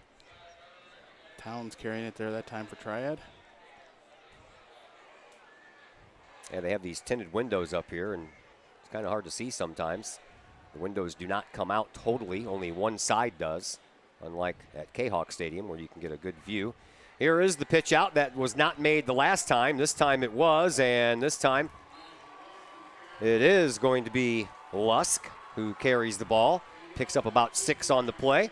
That'll bring up a second down and 4 here for Triad, and Triad moving the ball just as well as they did on the first possession to start the game as we begin the first possession of the second half. Go from one side of the field to the other. Lusk was tripped up that time with Jake Holton, but 6-yard gain. Barfield under center. Sam Yeager is his lone setback in this formation. Now into motion. It's going to be Yeager who gets the handoff, but Yeager goes absolutely nowhere. Collinsville's defense stood up stiff that time. Loss of a yard on the play. Towns tucked in back behind Barfield there at the same time as Yeager there, so you don't know which one was going to get it, and Yeager got the carry and went nowhere. So that brings up a third down and 4.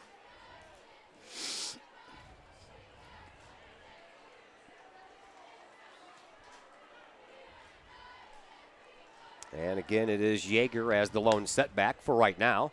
And Yeager will get the handoff again. He'll give it a little push and try to get enough for a first down. It's going to be very close. Needed to get to the 30, and looks like that's where they're going to set the ball. And they are going to go ahead and give him the first down. Yep, right there on the 30, they'll give him the first down. Spotting it there, and Triad's offensive line just got enough.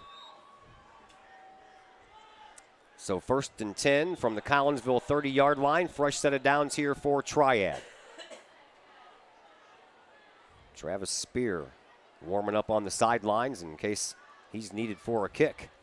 Here is a little pitch. Oh, and they knocks the ball out. Collinsville, they jump on top of it. I believe that is Cameron Sloan who jumped on, no, it was Jake Holton who jumped on that ball. Collinsville gets the first turnover of the game, and we have an injured Triad Knight on the play as well. Jake Holton hobbling out of there too. He's all right. And just the one that lost the ball, Towns, down here on the near side. Boy, he got smacked, man. Got that ball handed off to him, and as soon as he started upfield, he was smacked hard, and that ball came flying out of there. Holton and then Barfield dove for the ball at the same time. Holton got there first. Collinsville picks up the first turnover of this game, and they will have a first down and 10 from their own 31-yard line when we come back after a brief timeout on the Kahok Sports Network.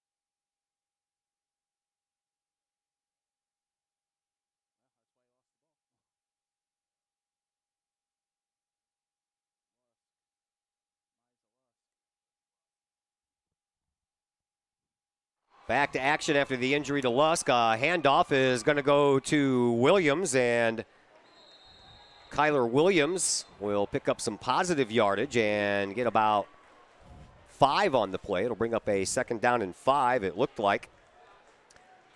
Amaza Lusk took that hit right on a wrist, helmet to wrist, and he came off holding that left wrist, so hope he's okay. Here's the next play, and it is going to be another Williams run, and it looks like he might have enough for a first down. Depends on where they spot that ball, and they will go ahead and move the chain, so it is going to be a first down. There's a swing pass out to Burns right there on the sideline. He does get enough for a first down. Chai, shotgun once again. This time he has one lone running back. He's going to go back to pass on the run. He finds a wide open Damian Clark, and Clark barrels ahead for about 9 yards. Nice play. Slant there to Clark. That led to 1 touchdown. Now Clark, went out there on defense as safety, is now getting more looks there as receiver. Here's another handoff. This one goes straight up the gut. It's going to be enough for a first down, though. And it'll move the chains once again. Collinsville trying to move the ball down the field and turn that turnover into points. Kyler Williams following the block of his offensive line, gets enough for a first down. I like this hurry-up offense they have going on here. Here is Kyler Williams with another handoff. He breaks through the line of scrimmage and takes a couple of people all the way down to the Triad Knight 25-yard line. Moving the ball quite well are the Kahoks here on their first possession here in the second half. Wasting no time once again. There's another handoff to Williams, and Williams bounces his way forward for about 3 yards. Now the ball comes out, and Triad comes up with a turnover. Well, unfortunate turnover there. Cats are moving the ball well. They were well rested their first offensive possession since the second quarter there, but it all ends unceremoniously here on the turnover. Kyler Williams turns the ball over after Lusk does the same thing previously for Triad, so Collinsville was getting the ball into the red zone when that happened. Close anyway. They're at the 24. Moving the ball down and so no turnovers in the first half. Now we have 2 back to back here. Yeah, in the first 5 minutes of this third quarter. So Barfield is back out there, but he will not have Ameza Lux to work with right now. He's still getting looked at by the medical crew on the sideline. Man goes into motion. Barfield will hand off. No, he'll keep the ball, and he'll run it himself, and Gabe Miller takes him down right across the 25-yard line to about the 27, gain of 2 on the play. Then hand off to a fullback, kept it himself. He had Yeager out there also as an option.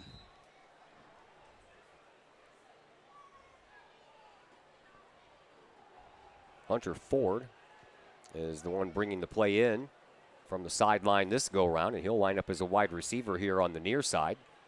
One on the far side is Alec Yeager.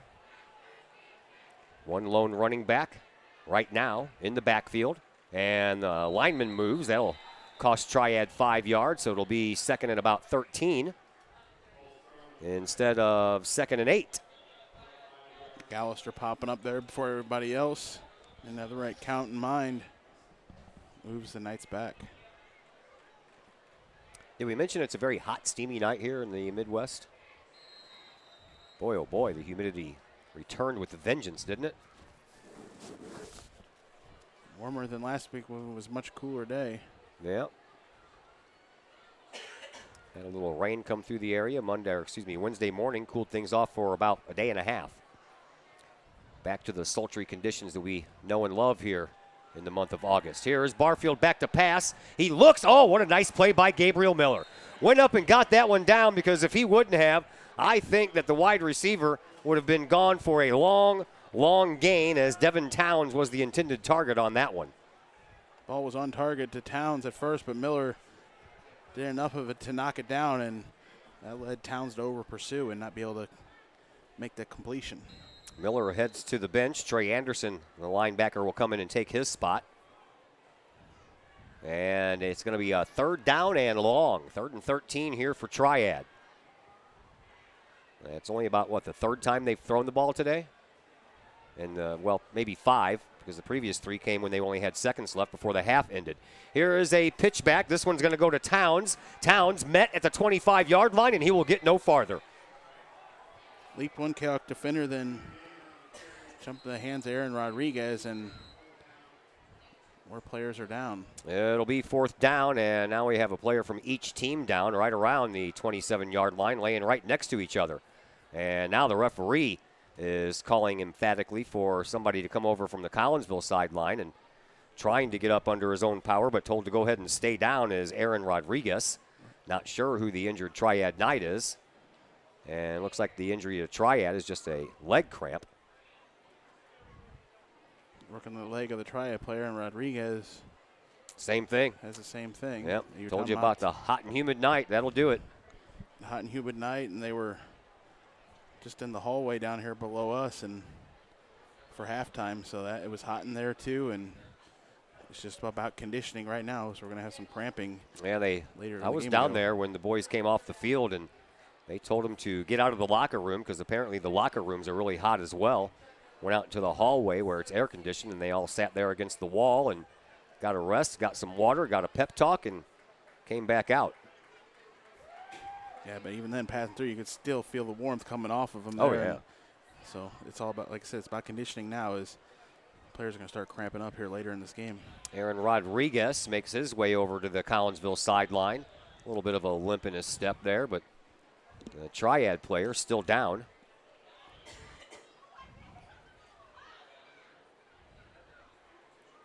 May have been Barfield, the one. No, he's right there on the sideline. I think it's a lineman, one of the offensive linemen here for Triad.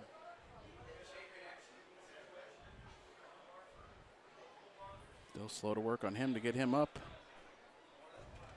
Well, let's thank Chapman Trucking LLC, one of our new sponsors. Chapman Trucking LLC is a local Collinsville business owned and operated by 1994 Collinsville graduate Christy Chapman. With over 9 years of experience, Chapman Trucking LLC can take care of all of the heavy lifting when it comes to hauling aggregate materials such as sand, driveway rock, dirt, boulders, and more, including getting your heavy equipment where it needs to be. Give Christy a call for a free estimate at Chapman Trucking LLC. Her number, 618-960-9346, or online, chapmantruckingllc.net. That is Sam Yeager. So Lusk and Yeager both end up getting hurt. And if you're the Triad Knights or a fan of theirs, that is not a good sign. Yep, two of the guys they've been depending on here in the backfield. This is going to be 4th and 8, and the Triad will punt. They will. Back at midfield, Cameron Sloan. He's let a few punts just go past him here. One bounced up in the air and one rolled 20 yards the other way. That was a low snap. It bounced to the punter, and now an end-over-end ball. And, well, I tell you what, Cameron Sloan, a little indecisive there when that ball was close. Lets it bounce. Not too bad of a bounce this time. Collinsville will start 1st and 10 from their own 36. Popped up like he was going to try to basket catch and start running it up the field, but he just let it bounce. It only took about a 5-yard bounce, and Knights downed it at the 36. 5:39 left to play here in quarter number 3. Collinsville led 20-13 at halftime. They still hold on to that score. Both teams moved the ball very well on their first possession, but both of their first possessions ended on fumbles. Second possession for Triad was a 3-and-out. And now Chris Chai and company back to work. 4 wide receivers on the far side, and now we're going to call a timeout before they get penalized. Too many guys Too out many there. guys on the field. Yeah, Jay Colton was getting ready to run off the field. Collinsville calls a timeout, so that's their first timeout here in the second half. We'll step aside for just a second on the Kahok Sports Network.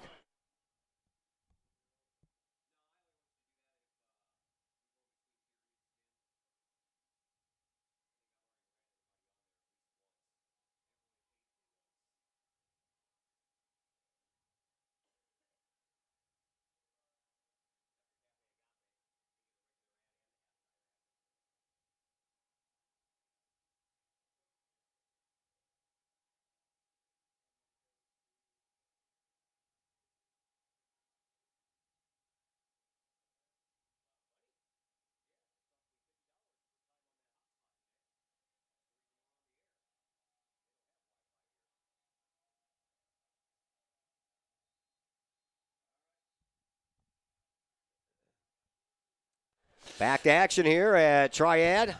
Collinsville 1st and 10 from their own 36-yard line. Chai hands the ball off to Williams. Williams lost a fumble last time he carried, so nice to see the coaching staff having confidence to give the ball right back to him. Gain of about 2 on the play. 2nd down and 8. Hurry up offense. This side we switch. Trips left. Here's the snap. Here's the throw. Goes to Woods on the sideline. Puts on a nice move. Gets out of one tackle. Gets out of another. And it looks like he may have enough for a first down, and he will. Copatelli and Clark giving Woods the blocks he needs to get that first down. And Woods going to hobble off here. Woods is hobbling a bit. And now the clock is going to stop. Nope. Well, I saw the referee raising his hands up, but the clock didn't stop. There was just a strike. Now it is. 5:09. Strike a lightning straight out from here. No. I don't know if anybody else saw it. No. I definitely saw it. Let's Camera not. may have caught that, but Let's not go there. hopefully that doesn't become a problem. Chai passes behind the line of scrimmage. That ball rolled out of bounds. They're going to call it a lateral, and it just went out of bounds, so the Cavs are going to lose about 6 yards. Damian Clark was the intended receiver, but Chai threw it behind him, which was definitely behind the line of scrimmage. So instead of 2nd and 10, it's going to be... Yeah, it's just going to matter if he throws it forward or parallel or about behind. 2nd and 15, yeah. And it's going to be a 5-yard loss. So they've had some different ones of those. They call it forward, they call it laterals, and this one, unfortunately, was a lateral.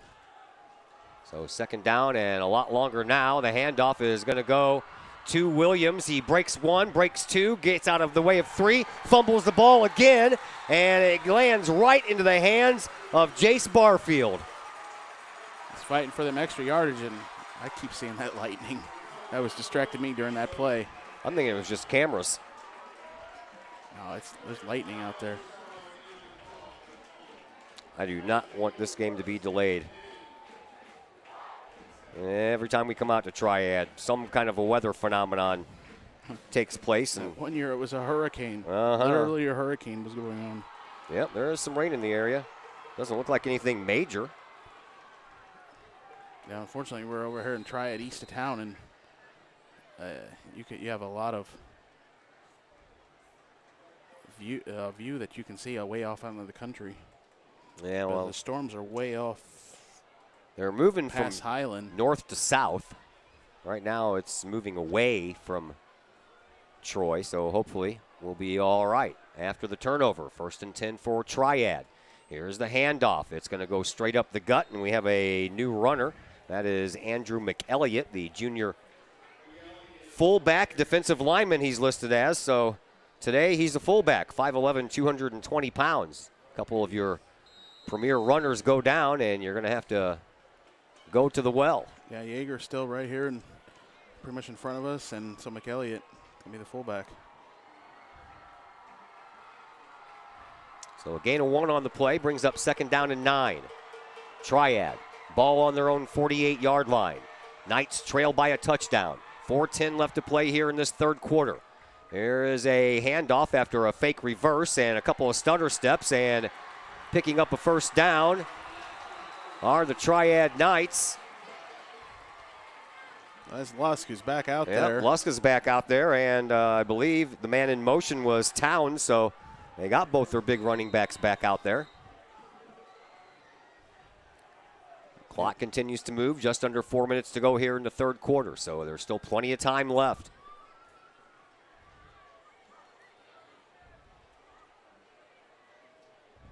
New set of downs. 1st and 10 for Triad on Collinsville's 41-yard line. Barfield under center. Here's the handoff. It goes right up the middle, and a bunch of bodies go with the ball carrier, and it's going to be a gain of about 7 on the play, which will bring up a 2nd down and 3. Rodriguez back out there for the Kahoks. That was McElliott, or McElligott, running that ball G again. in it, but I keep hearing him say McElliott. I don't know. It might be silent. McElligott? I don't know. Maybe the 2 T's are silent. Maybe it's McGilligo. Little French word, right? Go, go, go. Barfield under center once again. 2nd down and 4, they're going to call it. Here is Barfield, and he loses the ball. Collinsville jumps on it, and another turnover will give the ball back to the Kahawks. Drew Doyle put the hit on Barfield for the ball to pop loose, and Thelo Williams recovers it. Referee's talking something over. I saw one referee running out, waving his hands like. Maybe they're going to call that a pass. There's that lightning. Yeah, I saw it this time. They've moved the chains for whatever that's worth.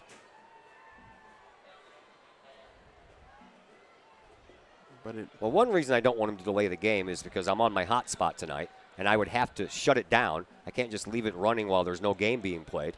And then I would have to start it back up again, which would mean that there would be 2 videos. And I would also have to stop recording. That's my backup.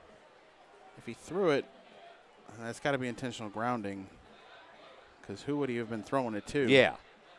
No, he got hit. The one referee on the near side sideline came out waving his hands like it was an incomplete pass. He was the only one that saw it that way. So if you're going to go with a democracy, the other guys didn't see it that way. Maybe he'll get outvoted and we'll get the ball back. I'm just saying if it's an incomplete pass, it's got to be intentional grounding. Yeah. And it's got to still be a positive for the Kahoks. 1st down, Collinsville. They're not going to do that. Nope. Kahoks get the ball. So the second turnover. Matter of fact, the last 3 possessions, right? This is 4 now because yeah, both teams have turned the ball over here twice. Yeah, that's right, because Triad turned the ball over on downs last time. So we had fumble, turnover on downs, fumble. After having no turnovers in the first half, we have 3 here in the third quarter.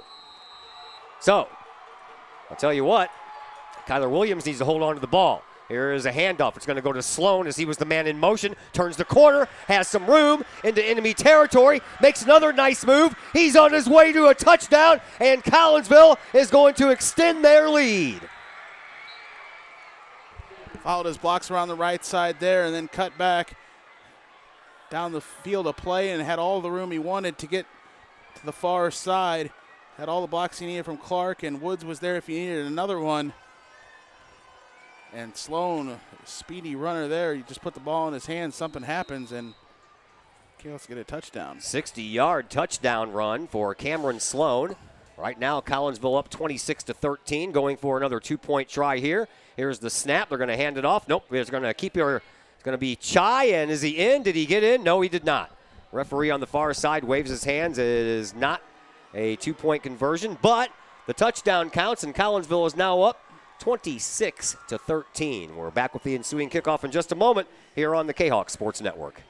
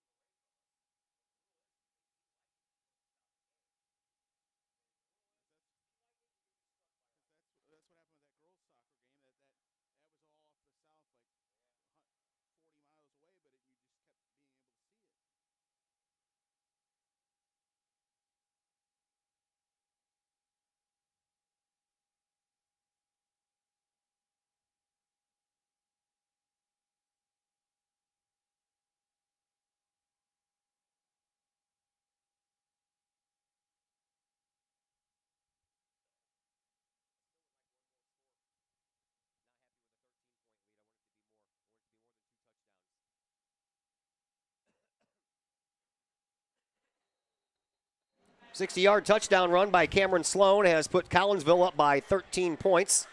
26-13 is our score. Trying to hand the Triad Knights back-to-back losses here. Knights lost to Mattoon 28-23. There's a little misdirection kick. That ball is going to die. They jumped offside. So. Yeah, they must have. I saw that Miller kind of stopped. Miller stopped, and everybody else kept going. Yep. Back to the touchdown. The Kahoks almost didn't even get that possession, as they almost wanted to rule that Triad had an incomplete pass, but they worked it out and scored the very next play. Yeah, so Collinsville gets 6 points off of a turnover and leading 26-13. Now they're going to huddle. I don't know.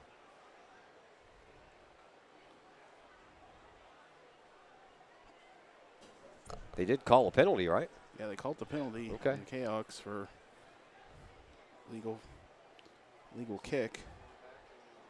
Yeah, it'll be kickoff at the 35-yard line now. Miller ready to set it up at the 40 again, and the ref pointing him back. No, sir, it's at the 35. Well, he's not really a kicker. Well, I know.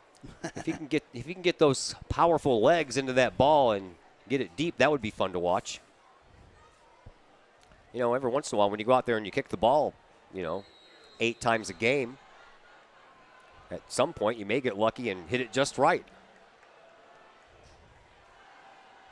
Miller puts a foot into it. This one's in the air and caught at the 25-yard line by Casey Matea. And Matea gets it up across the 35-yard line, but they're going to say his knee went down. Went down back at the 32. So Triad will start 1st and 10 from their own 32. 2:39 left to play here in this third quarter.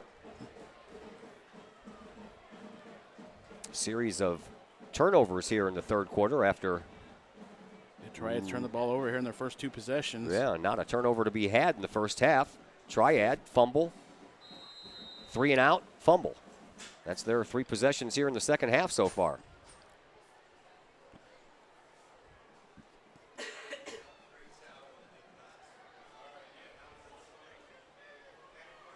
All right, Barfield under center once again.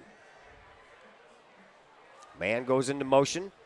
And Barfield trying to keep the ball. Got out of one tackle, won't get out of the other one, and he was lucky to make it back to the line of scrimmage. Yeah, Drew Doyle over pursued him there. Didn't have Barfield wrapped up, so Barfield was able to turn it back upfield and get a couple yards. Dante Williams in on some of that pressure as well.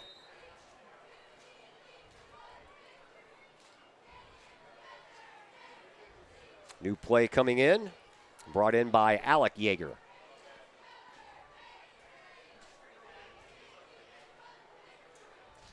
So Alec Yeager comes in and takes the place of a 240-pound lineman. Number 75 ran off the field. Here's the snap. Back to pass is going to be Barfield, and almost picked off over there in the area was Luke Cuttleback. He got a hand on that ball. So did the receiver. The receiver tipped it towards Cuttleback first. They're going to call roughing the passer. Are they? Yes, they are. On Deshaun Richardson driving. Automatic first down. Barfield down to the ground, and yeah, automatic first down. Roughing ones give you automatic first downs. They're going to place the ball all the way out. Well, first big penalty Right Kahoks at- have committed on defense. Right at midfield. They're going to place the ball down at the 47-yard line. So the Knights have a new life as they were facing 3rd and long.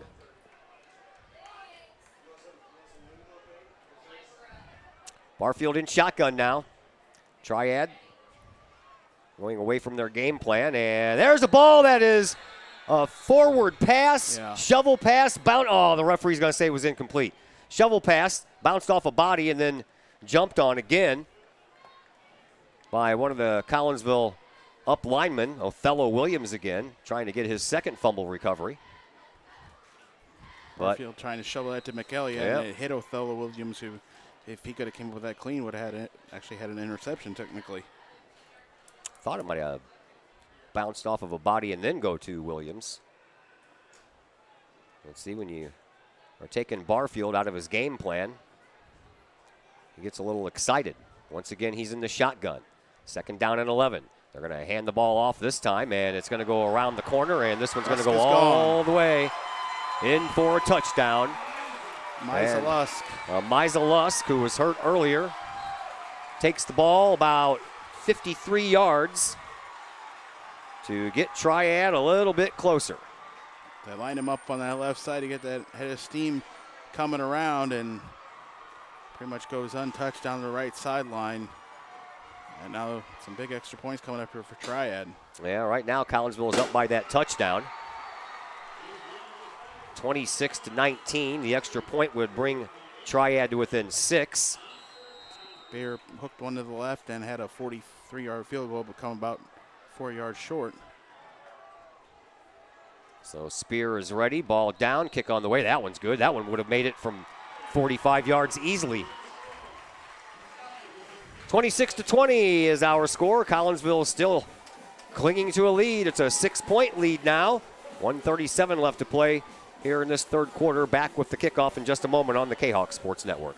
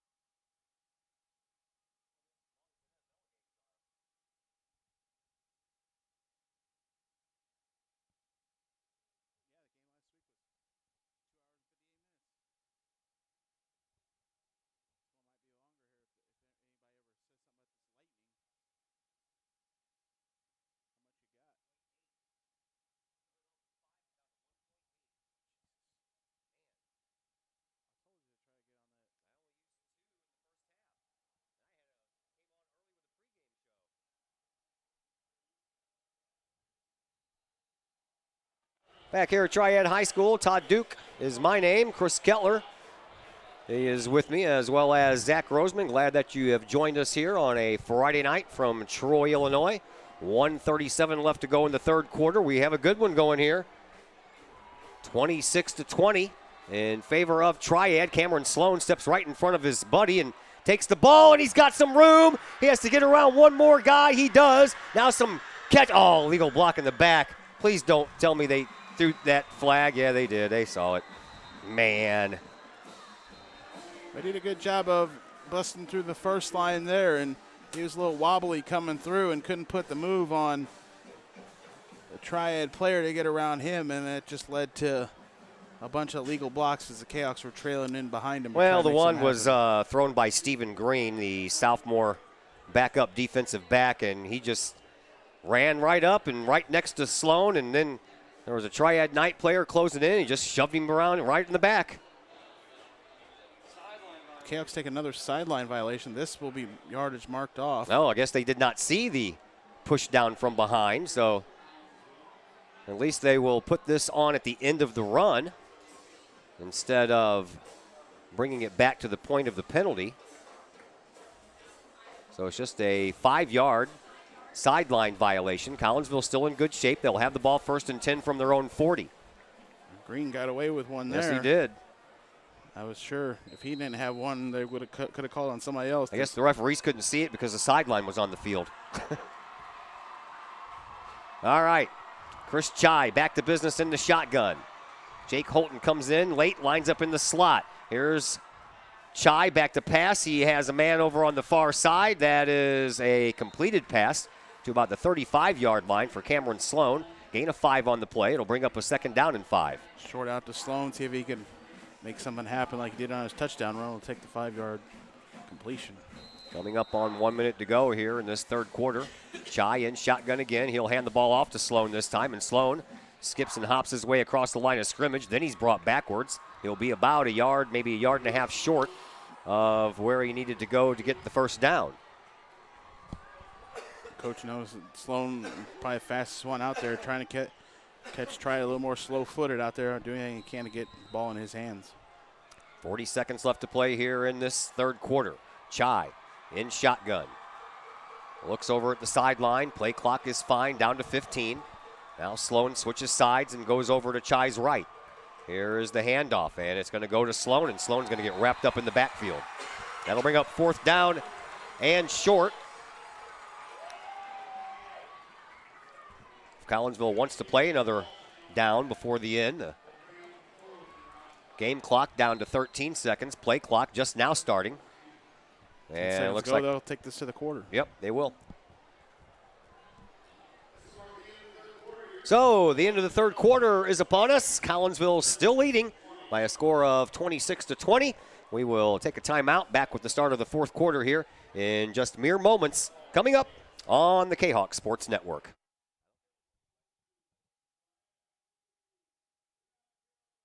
Hi, I'm Colton Preco. I want to thank the team at RE/MAX Alliance for helping me find my first home. It couldn't have been any easier. If you're in the game for a new home, contact my friends at RE/MAX Alliance. Agape in Collinsville.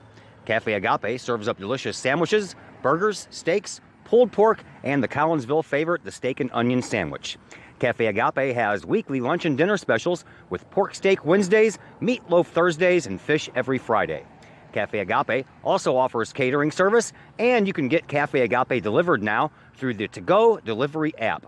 Cafe Agape is open Monday through Friday from 11 to 7, and they're located at 703 St. Louis Road in Collinsville, or call 345-CAFE. That's 345-2233.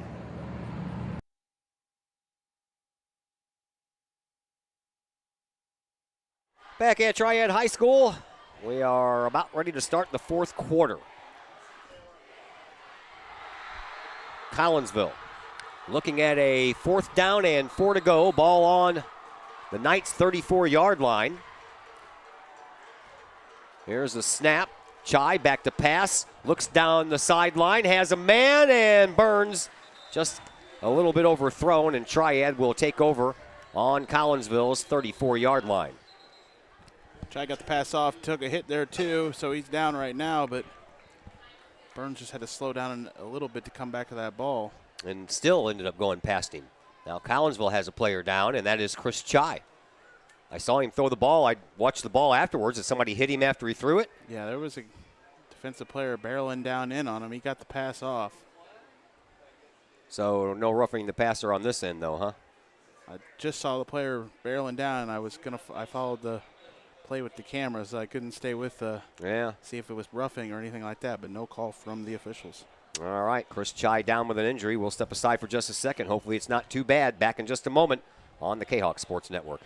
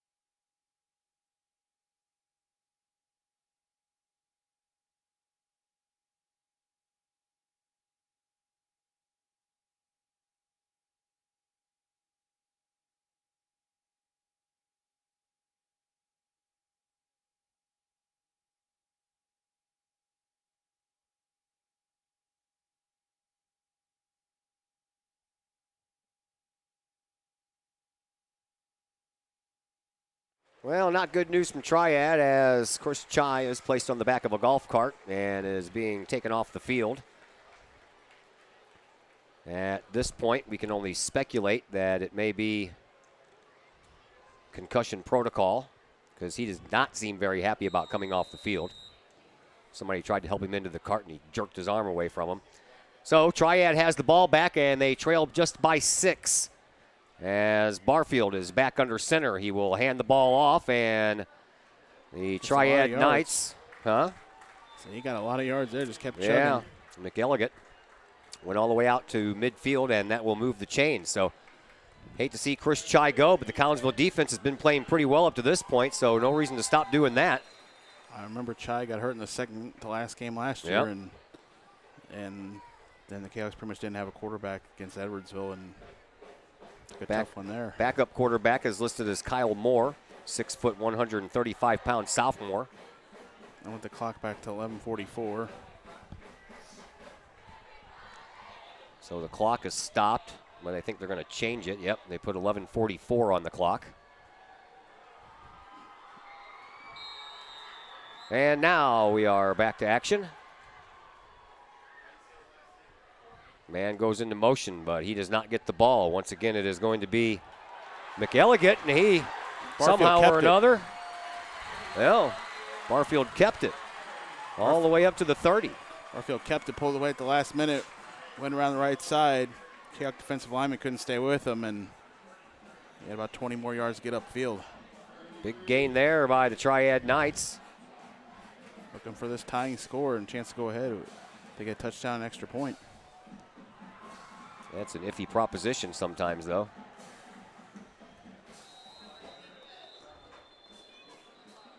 Well, out on the clock, but player seems to be down on well, one knee. That was Barfield tying his shoe. Oh, just tying his shoe. So I guess the play clock was continuing to run, so Triad called a timeout. So the Knights have used a timeout. They will have 2 left. Let's thank Pack Mail. They are locally owned and operated by Ryan Combs. Pack Mail can ship anything, anywhere. They treat you like a neighbor because you are a neighbor. Pack Mail offers shipping materials and containers, private mailboxes, as well as climate-controlled self-storage. Visit Pack Mail at 407 Beltline Road in Collinsville. Online, WeShipSt.Louis.com or call 346-4884. Well, Triad driving now, so if they get a touchdown, extra point to go ahead, the Kahoks would have some work to do, and they probably will be without Chris Chai, the quarterback, so some tough work there if he's out of the game.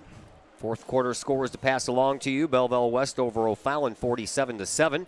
Highland is handling Belleville East 35-7. I said that one was at halftime. 28-22 Alton over Quincy. Granite City beating Carbondale still 32-21, but Carbondale trying to come back. Dupo over Metro East Lutheran 40-8. St. John Vianney all over Althoff Catholic 56-17, and Edwardsville and CBC still battling it out in a good one. Right now CBC ahead by 10, 45-35. Here is Barfield. Pitches the ball back, and nice job.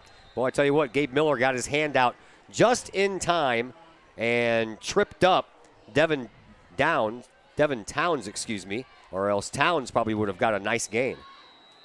Triad player put the block on Miller, but not enough as he was able to get his hand up on Towns and trip him up, only gain of 2.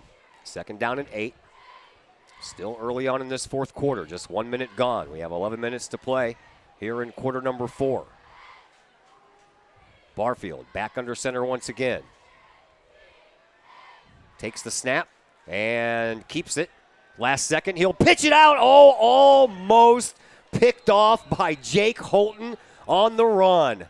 Wow, if Jake Holton could have grabbed that one, he would have been off, and nothing would have stopped him between now and the end zone. That would have been a new way to have a pick 6. Man. On the pitch there, but Triad recovers the ball, but takes a big loss. Yes, they do. That's a loss of about 5 on the play, so it'll bring up a 3rd down and 13. Ball now back on the 32-yard line, so a little tougher of a opportunity to keep the chains moving for Triad. They are in 4-down territory, though, so if they don't make it on this one, they will try again, I'm sure. There's also a possibility if they can come up a little short of the first down, they could try for a field goal.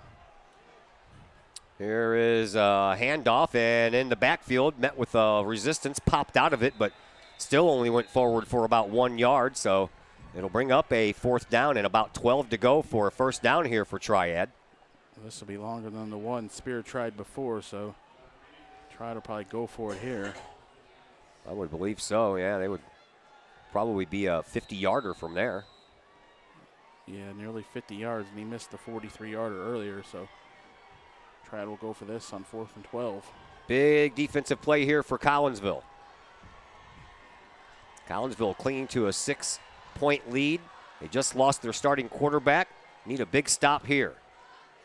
There's the snap, and it is going to be another pitch out. This one is going to go to Lusk, and Lusk is not going to get a first down. Collinsville will take over on downs. Rodriguez put the stop on Lusk there. So big stop on downs for the Kahoks, and they'll get the ball back. Well, we'll see who they trot out as their quarterback. Number 11, Kyle Moore, is the only one listed. They could try a Wildcat or something. Yep, it is Moore. But they will bring out the sophomore. Kyle Moore, 6 foot, 135 pounds. Has a running back on either side. I would imagine right off the back it's going to be a steady dose of runs, and it is right up the middle. And a nice job there.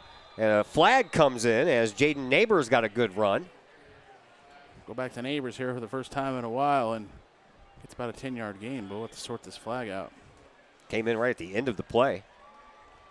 It's going to go against Triad, according to the Collinsville players. Personal foul. Face mask. That's a 15-yarder right there, kids. All in all, the Kahoks net about 25 yards on that one carry, and moving the ball already with the backup quarterback in. 9 minutes to go, though. Still a long way to go here in this fourth quarter.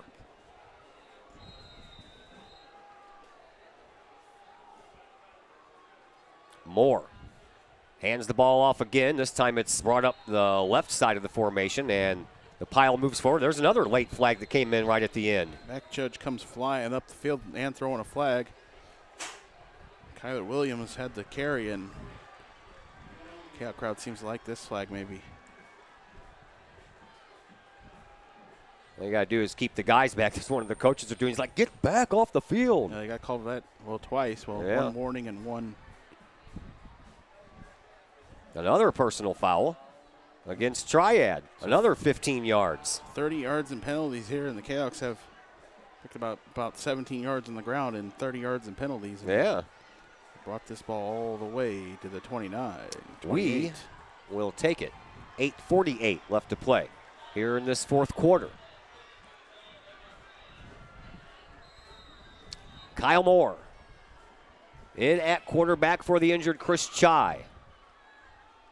Takes the snap, throws, sideline, Sloan up the sideline. Actually, that's Woods. Woods has got some room. He's in. Touchdown, Collinsville. Nope. Gonna say he stepped out of bounds at the 3.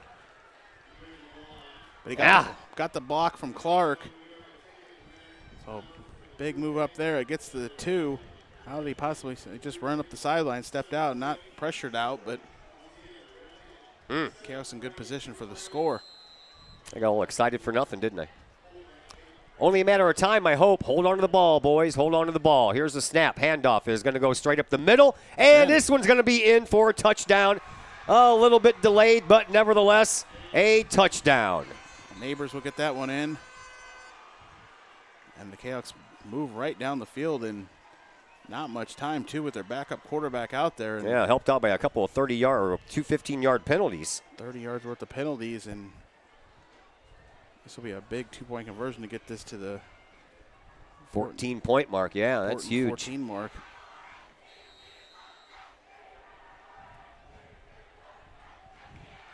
Moore comes in and guides his team down the field for a touchdown. Here's the snap. Oh, fumble on the play, and Moore picks it up, but that's not going to be, you can't advance a 2-point conversion anyway.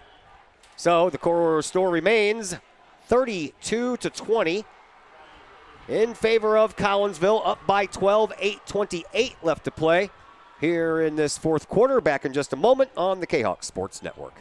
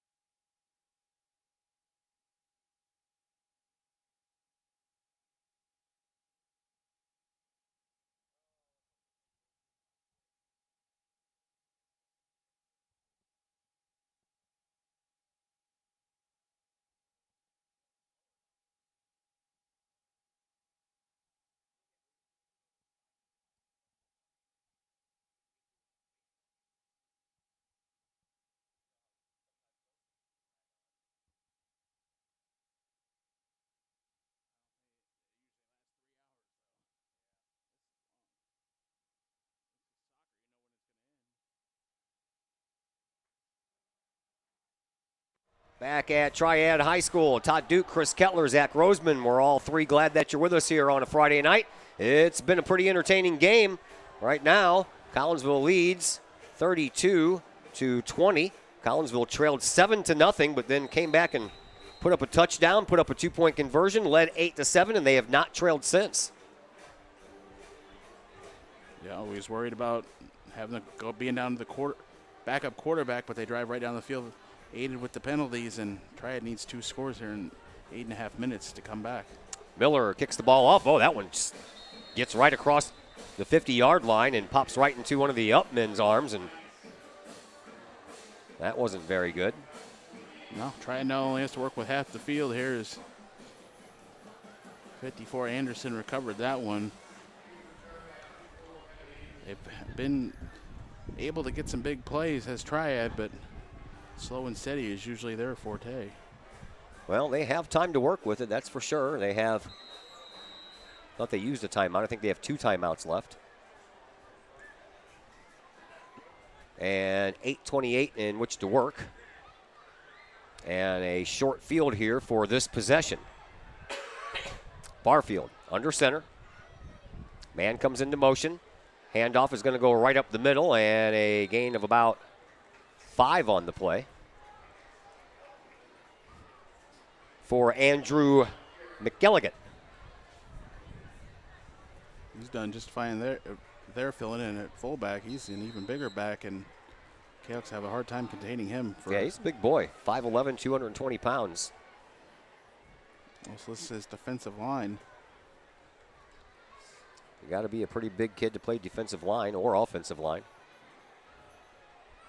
2nd down and 4. They gave him 6 on that carry. Here's a snap, and the handoff is going to go on the other side of the formation. And a nice job on an open field shoestring tackle there by Dante Williams. Saw the runner there. Lots of movement. Lots of guys going every which way for Triad, and Williams made the tackle. 3rd down, and again at this point of the game, I believe everywhere is 4th down territory unless you're, backed up to the shadows of your own goalpost. But if you're Triad and you trail by 12, as we have 7:10 now left to play, it will be 4th down territory. See what they do here on 3rd down. 3rd down and about 3. They hand the ball off, try it up the middle, and there goes McGillicuddy all the way down to Collinsville's 20-yard line. Talking about how McElliott is tough back to contain. Offensive line knocking those defensive backs for the Kahoks away, and he just bruises through the linebackers after he gets on the back end. Yeah, Collinsville had a hard time with the Comanches last week during the second-tier defense. Getting through the initial push was a little tough sometimes for Cahokia, but once they got past it, they seemed to have some room to run. So a fresh set of downs, 6:40 left to play here in this 4th quarter. Here's another handoff. This one's going to be a keeper. Oh! And a big-time sandwich hit there on the quarterback by Woods on Barfield. And I believe that the other half of that sandwich there was Joe Philpott, one of the captains of the team this year. Haven't called his name very much in these first 2 games. Yeah, one of the linebackers. Philpott out there every time for the Kahoks on defense. Helps out on that play with Ron Woods. Clock continues to run, coming up on 6 minutes to play here in the 4th quarter. 2nd down and 9 after a gain of 1 by Barfield. Barfield under center. Man comes into motion. Barfield is back to pass. He looks. He throws to the left. And it is picked off. Collinsville picks it off. Great job, Damian Clark. I think Damian Clark has had a great game tonight. Yes, he has. He's done a great job out there as the defensive back, and he's caught a few passes here. Gets the interception. Has a touchdown pass in this game, and he stepped right in front of Hunter Ford, played that ball perfectly as that ball was heading toward the front near side corner of the end zone, but Clark stepped in front of it, took it away. Big play there for Collinsville as Triad was moving the ball down the field. Now they are backed up into the shadows of their own goalpost, so it is going to be a little tough to get out of there for the sophomore quarterback Kyle Moore. He has a running back on each side. Takes the snap, hands the ball off, and running it right up the gut, just trying to get a little breathing room, is going to be, I believe that was Williams. And he gets a short game before he's pushed back. Tyler Williams. A little slow in getting up. Slow getting up, and now he's rolling over here. Yep, we're going to stop the clock with 5:27 left as we deal with another injury, and looks like another leg cramp, I'm pretty sure. As Williams kind of bobs back and forth there, trying to get that feeling back in his leg. So that'll give us time to thank another one of our newest sponsors, Pace Design and Construction in Maryville. Whether building a new home, making an addition to the home you currently own, or finally getting around to that remodeling job you've been putting off, Pace Design and Construction in Maryville can help. Pace Design and Construction is a building and remodeling contractor that you can trust. They provide the highest quality, they are dedicated to their customers, and they are committed to completing your project on time and within budget.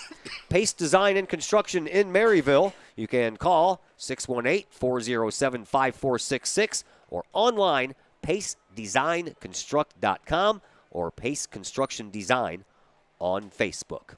Injury timeout on the field. We'll step aside for just a moment. Back in a little bit here on the Kahok Sports Network.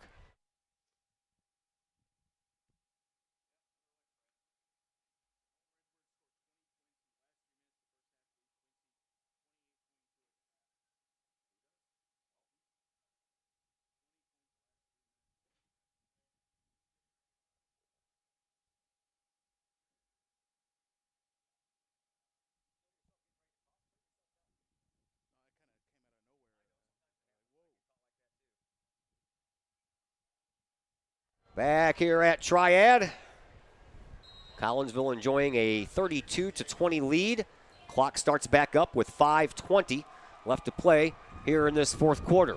Here is a handoff to Cameron Sloan. He takes it around the left side. He's got some room. He is going up the far side sideline, being trailed by some Triad Knights, but they're going to run out of gas. And all the way from the 9-yard line, a 91-yard touchdown run by Cameron Sloan. Wow. Yeah. He's speedy, and Triad has just gotten a step slower here more and more as we went on, and nothing like a 91-yard touchdown run. 91-yard touchdown run for Cameron Sloan. Kahoks offense just keeps going. 22-point output last week wasn't too bad, and now they're sitting on 38. A chance to get this to 40. Sloan's second touchdown here in this second half. Right now, 38-20. Here is a handoff that's not going to go very far, and the two-point conversion is a bust once again. But we're up 38-20, so who cares? 5:05 left to play in the fourth quarter. We'll be back in just a moment here on the Kahok Sports Network.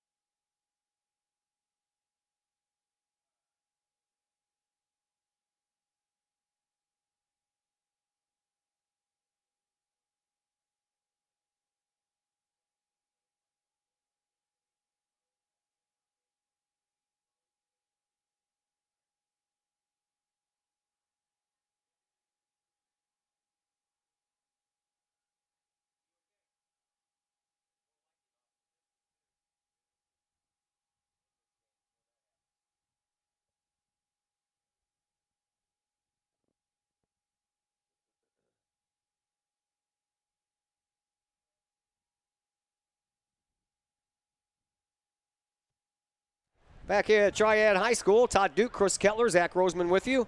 38-20. Collinsville now up by a very comfortable 18 points. So 2 touchdowns and 2 two-point conversions wouldn't even be enough. Now Triad needs 3 scores in the final 5 minutes. I'm feeling much more comfortable about this, and there's another ball that ricochets off one of the up men and then back to one of the second-tier guys. So back to the 37-yard line. is where Triad will start. A couple fumbles for Triad in this half. The interception, turnovers have really killed them here in this second half. They've only put together one touchdown. Yeah, Collinsville turned the ball over once in this half as well, but it did not hurt them. 5:04 left to play here in this fourth quarter. Clock stopped after the kickoff. And Triad will see if they can put something together here. And then who knows what can happen. I'll tell you what will happen right now is that Jace Barfield is in shotgun, so expect some passing plays here for the Triad Knights. Back to pass, right down on the far side sideline, and they got a completion, busting out of a tackle and making his way to the end zone. It's going to be a Triad touchdown. That's not really good. I was feeling much better about our chances about 10 seconds ago. Played the pass 10 yards up the field, broke the tackle, and kept going. We get the number on who it was. I'm still trying to figure that out. Towns, maybe? I think it might be. 33 Lusk? I don't know. They're all standing around congratulating him, and no one will get out of the way for me to see his number. Well, that is 22. That is Towns. It was Towns, and Calc player down. Maybe, yeah, on that far sideline there, but Triad gets the quick answer touchdown only 14 seconds later. All right, another injury timeout. We'll step aside for just a second here on the Kahok Sports Network.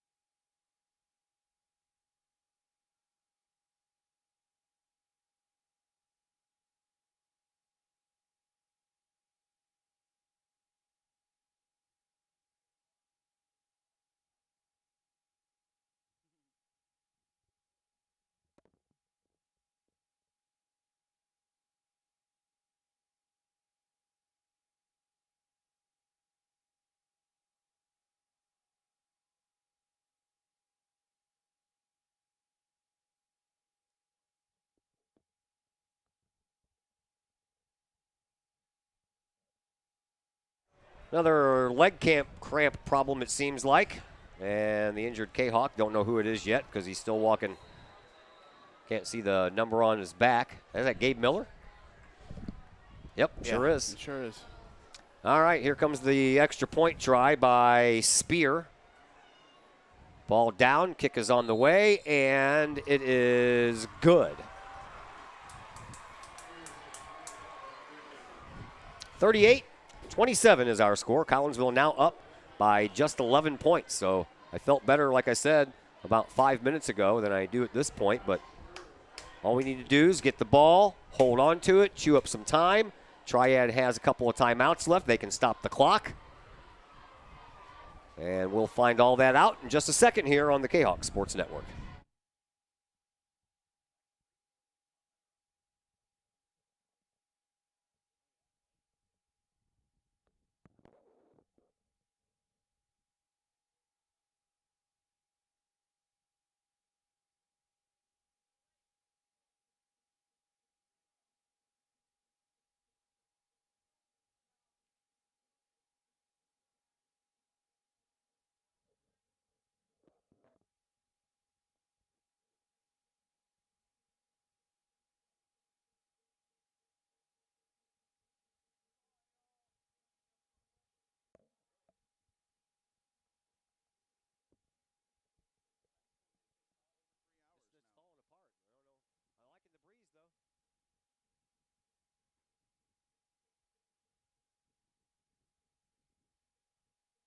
Back at Triad High School in Troy, Todd Duke, Chris Kettler, Zach Roseman with you. 4:51 left to play here in this fourth quarter. Do you watch for the onside kick now, maybe? Yeah, definitely. I think so. They're gonna probably try for that. Well, here comes Travis Spear, the junior kicker, out for the Knights. We will definitely see how they want to play this. Kahoks have a lot of guys up on the line on the near side, and that's where Triad kicks Yep, the other way. little squib kick and recover it. Oh, you got to be kidding me! Kahoks left that.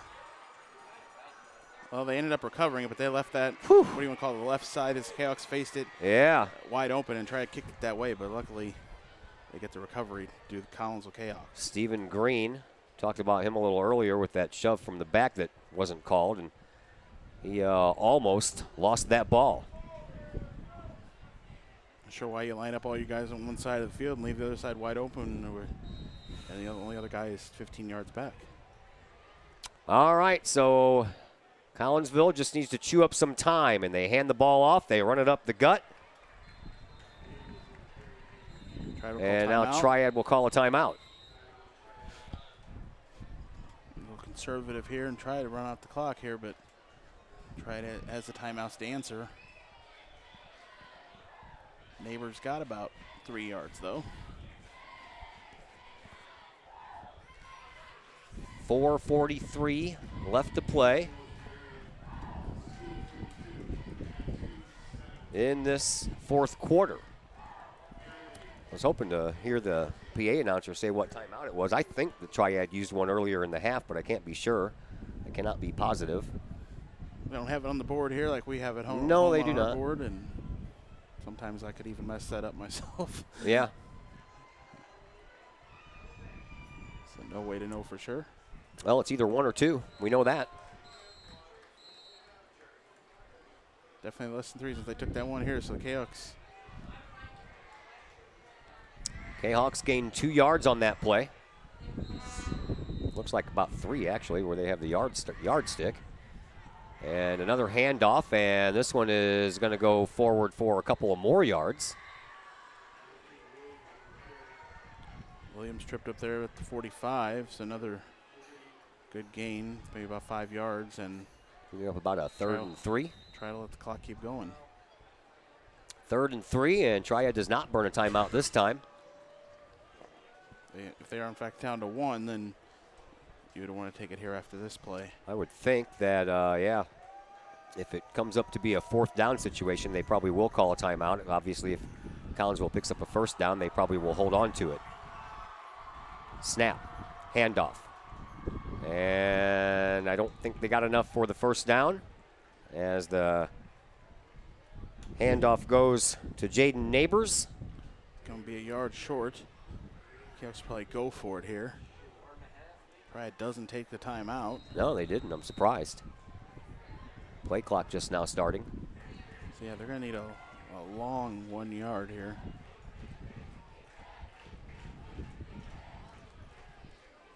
Well, they moved that stick farther down. Now it's back up. Yeah, so it's not much more than a yard. No, now. it's not much more than a yard. The scoreboard has it at 2 yards. Here's a snap. Handoff is going to go to Sloan, and he picks up the 1st down. And just a little bit more as he runs around in circles trying to chew up some time on the clock. And the clock will stop when the chains move for a 1st down. And then it'll start back up again as soon as those chains get sat down. Had the 1st down, and that initial cutback maybe brought him back just very slightly, but he got about 5 more yards when it was all said and done. Wind is definitely picked up here. Feels awesome, to tell you the truth. After the hot and sultry, humidity-laden day that we just went through. 3 minutes to go. Fresh set it down for Collinsville. Here's a snap, another handoff. This one's going to go up the middle, and this one's going to go all the way in for a touchdown. Oh, baby. Another big run there by Kyler Williams. That is not Kyler Williams. That is Jaden Neighbors. And Collinsville just salted this one away, folks. Neighbors got the block from his offensive line there. Led by Norton and Wilkie, and no one back behind those blocks, and another touchdown here. Kahoks trying to get an extra point in. Haven't got one in since the first one of the game. Yeah. going for another 2-point try here with no kicker.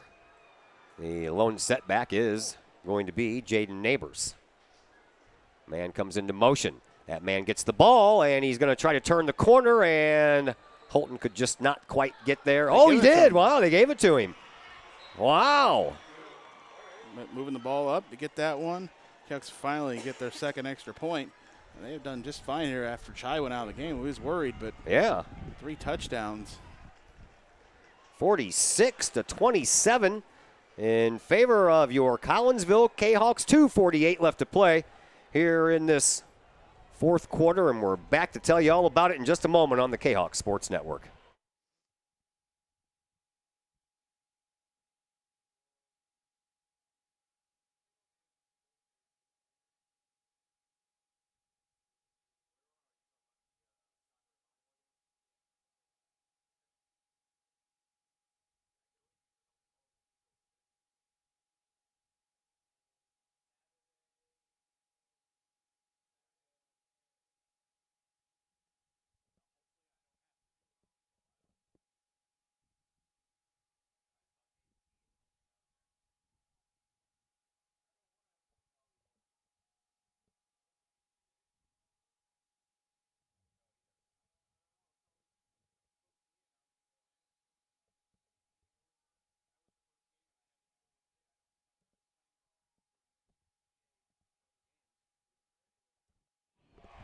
Back in Troy, Triad High School is where we are, as Collinsville looks to erase the nasty taste in their mouth from the opening day loss to Cahokia and replace it with a feel-good, sweet taste in their mouth with a victory over the Triad Knights.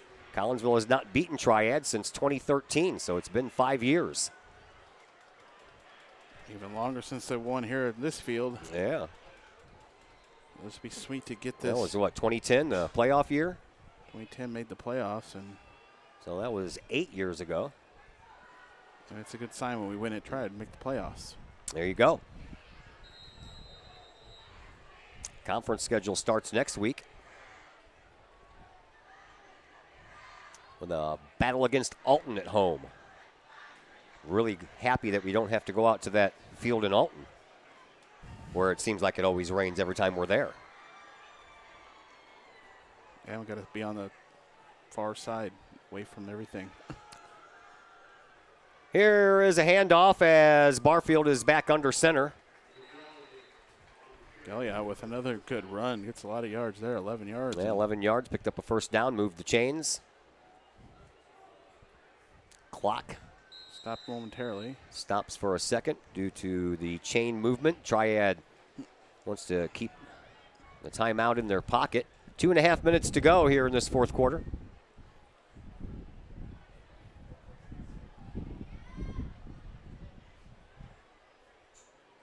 There is a keeper by the backup quarterback. That's a backup. That's the freshman, Seth Marcioni.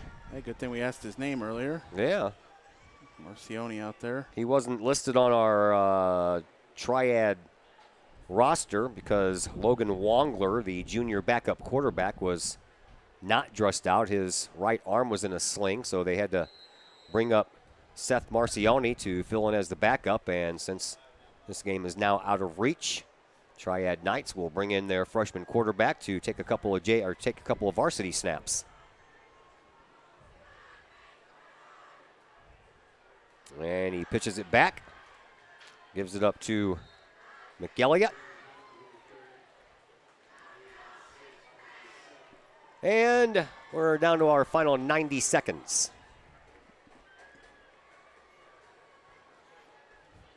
Quarterback seems the only one they only changed. Maybe they just wanted to give him a look here, see what he can do at a varsity game. They still got Lusk, McElliott, Towns out there. Same offensive line. Yep. Same split end and Hunter Ford. Just maybe give Marcioni a little bit of a look here, and he'll get some playing time tomorrow in the JV game, I imagine, at Collinsville. 1 minute to go here in this fourth quarter.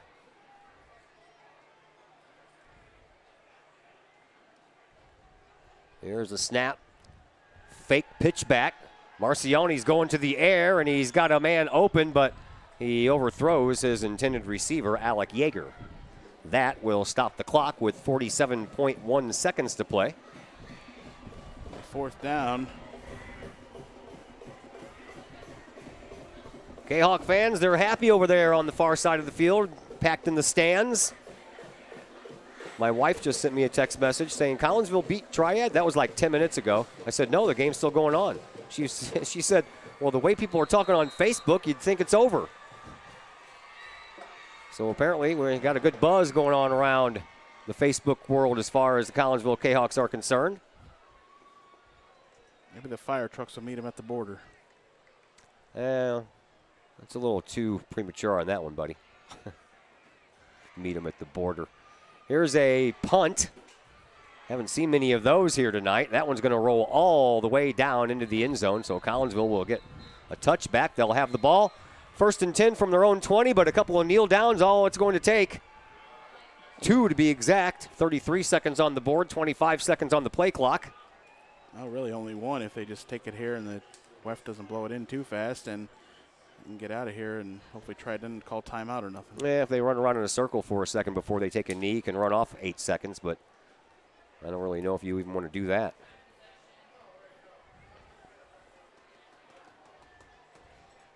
So we hope that Chris Chai is okay and will be available next week for Alton. If not, Kyle Moore will get a varsity start. And he's done a pretty good job. He held his own while he was thrown in there. Lots of running plays. Here's a snap. He does take a knee. And one more time with the knee, and we can call this a victory. Hopefully not. They don't blow this in here.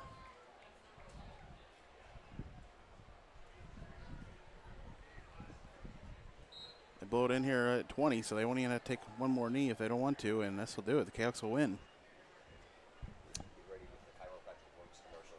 Yeah, they're just going to stand there. Well, they never even started the play clock. Not yet. He blew it in, though, but yeah, it's not going to matter. As Kahoks, 3 seconds to go, win this one. Yep. And the final seconds tick away, and that is a big purple W for your Collinsville Kahawks. Final score here tonight, 46-27. Collinsville improves to 1-1 on the year, and the Triad Knights will fall to 0-2 as they begin their conference schedule next week as well. We will take a break as we bring you in to the Chiropractic Works post-game show. Chiropractic Works, owned and operated by Dr. Chris McCluskey. He and his crew are focused on helping as many people as possible live high-quality lives all through chiropractic care and wellness. Visit Dr. McCluskey at Chiropractic Works in Collinsville, 410 Regency Center, just off of the Beltline Road, or call 343-3602 or online, chiropracticworkscollinsville.com. Big win for the Kahawks tonight, 46-27. Back to wrap it up, have a coach's interview, and throw some numbers your way. All that and more coming up in just a moment on the Kahawks Sports Network.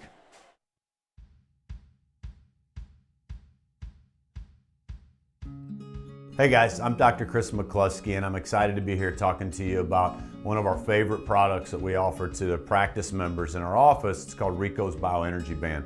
Now, over the last 15 years that I've been in health and wellness, we've been blessed to grow one of the busiest pediatric and family wellness centers in the United States, where we've helped tens of thousands, maybe even hundreds of thousands of people. So today we're going to talk about Rico's Bioenergy Bands.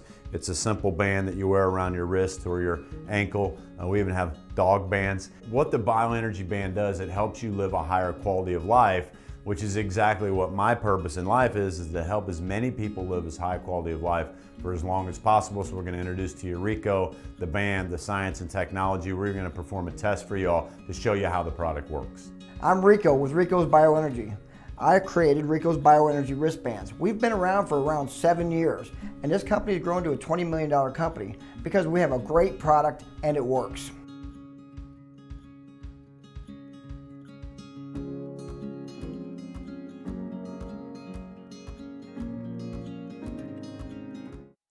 And we are back at Triad High School. Collinsville victorious here tonight, 46-27, as we welcome you back into the Chiropractic Works post-game show. Joining us now on the program, Zach Bilyeu, assistant head coach for the Collinsville Kahawks. And, boy, that's more like it, eh, Coach? That's a much better result, absolutely. Something Coach Popovich deserves. our young men, and it's an exciting night for our program. Yeah, I know that they wanted to really win this one bad for their new head coach, and they seem to be really liking him, liking his program, liking what you guys are doing. Absolutely. You know, the culture's changing. Things are going – we're up pace, we're upbeat, a lot of positive energy. You know, it starts from the top and rolls down. Coach Smith taking over as athletic director. Just a positive vibe around Collinsville right now with all the sports, volleyball, cross-country, girls tennis. Hopefully we can sustain it with us. And it's just there's a different feeling in the building this year all the way around. And, yeah, this is something, you know, it's 2014, 2013. This is something these kids have been waiting for. They deserve it. They really got after it. It's a tough week. You know, we had 2 practices canceled, or not canceled, but indoors. You know, no helmets because of heat, and that makes things tough when you're kind of bouncing around and making sure you meet all your requirements with pads and helmets, and still getting everything done throughout the week and not wearing out the kids at the end of the week instead of the beginning. So they responded great. You know, it's been a wild week with different weather situations, and I know they stress it. They act like they don't, but the kids stress this game because it's, you know, we're 10 minutes away, and the fans love this game, coaches love this game, kids love it. So it was a fun night. Yeah. Any early indications on what's going on with your quarterback, Chris Chai? It's to be determined, I think. I know he took a shot there after he threw the ball in his back rib area, so you just never know. Could be anything as simple as bruised ribs.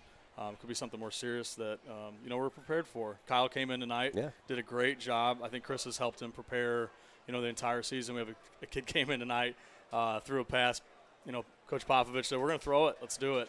Got his feet wet. And, you know, I think that's a testament to Coach Popovich because he prepares his quarterbacks very well. And, you know, I think Chris Chai being a leader and really helping Kyle be ready for that situation. I mean, I'm sure he had a little bit of nerves, but you could tell he was ready to go.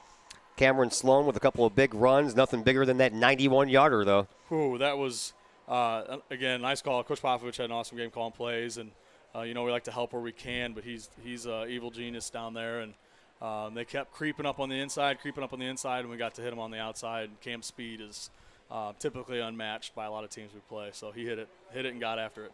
And, man, Triad, they got to give them some credit. They came right back, scored a touchdown, got to within 11, and you're like, oh, boy, and, you know, getting a little hand wrangling going on there. But then Neighbors, runs off a 37-yarder, and that's when you're like, oh, okay, we feel better now. Well, I feel good, too.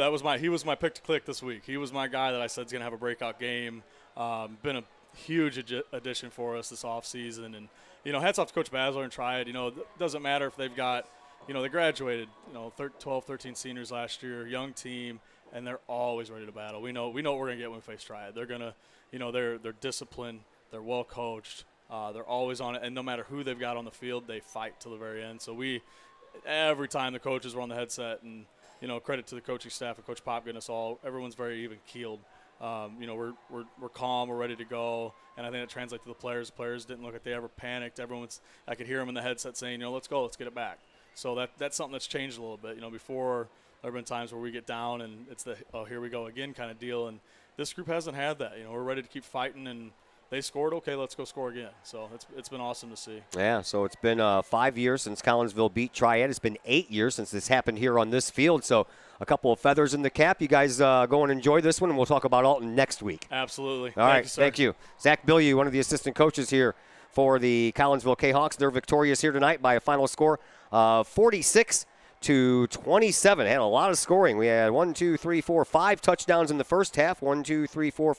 6 touchdowns in the second half, and Chris Kettler comes back in. Chris, that was a pretty well-played game. Nice effort all the way around by the whole Collinsville Kahawk team. Yeah, it's a good bounce-back game after the loss last week. It looks like they got a lot to celebrate. Coach Pop was giving a talk over there. The team's real excited. I thought it was the Kahawks responded well from their turnovers coming out of the second half there after the clean first half, and you took more adversity there with Chai going out too, and they put 3 more scores on the board after that. So this is a resilient team who came back and stayed with it and won despite all the negatives that happened tonight. Yeah, you get to go home and face the Alton Redbirds now, so the work is never done when you're a high school football team, but I'm sure they will take the time to enjoy this victory tonight. Yeah, they'll enjoy it tonight, and then it's time to turn it back on, look at Alton, and you got to really start turning up the tempo here against these Southwestern Conference teams that we'll see for the rest of the year and Grand City. All right. Thank you for your service, sir. I appreciate it. And we're going to take a final break here on the Chiropractic Works post-game show. When we come back, I will let you know what's going on next week. We'll do that next on the Kahok Sports Network.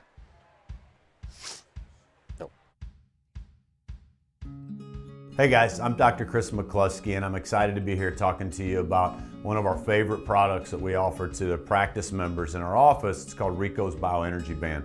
Now, over the last 15 years that I've been in health and wellness, we've been blessed to grow one of the busiest pediatric and family wellness centers in the United States, where we've helped tens of thousands, maybe even hundreds of thousands of people. So today we're going to talk about Rico's Bioenergy Bands. It's a simple band that you wear around your wrist or your ankle. We even have dog bands. What the Bioenergy Band does, it helps you live a higher quality of life, which is exactly what my purpose in life is to help as many people live as high quality of life for as long as possible. So we're going to introduce to you Rico, the band, the science and technology. We're going to perform a test for y'all to show you how the product works. I'm Rico with Rico's Bioenergy. I created Rico's Bioenergy wristbands. We've been around for around 7 years, and this company has grown to a $20 million company because we have a great product and it works.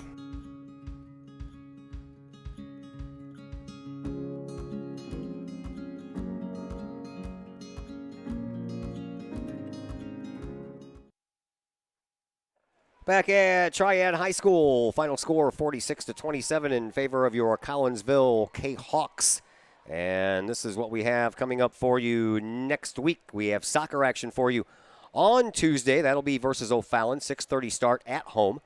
And we'll be on the air, right around 6:10 or so, depending on the JV game. Volleyball on Thursday, September the 6th. That's a home game also versus Granite City. We're all home games this week. And we will conclude the week with more Friday night football back on the Kahok Stadium turf versus the Alton Redbirds, and that one is scheduled for 7 o'clock. Big thank you to both Zach Roseman and to Chris Kettler for helping me out up here in the broadcast booth. Big thanks to Coach Popovich for taking some time out and spending it with me on the pregame show, and then Zach Bilyeu for joining me on the postgame show. Really appreciate everyone's help, and, of course, we appreciate all of our fine sponsors. Without them, we could not do this. My name is Todd Duke for Chris Kettler, for Zach Roseman. Everyone have a fantastic weekend.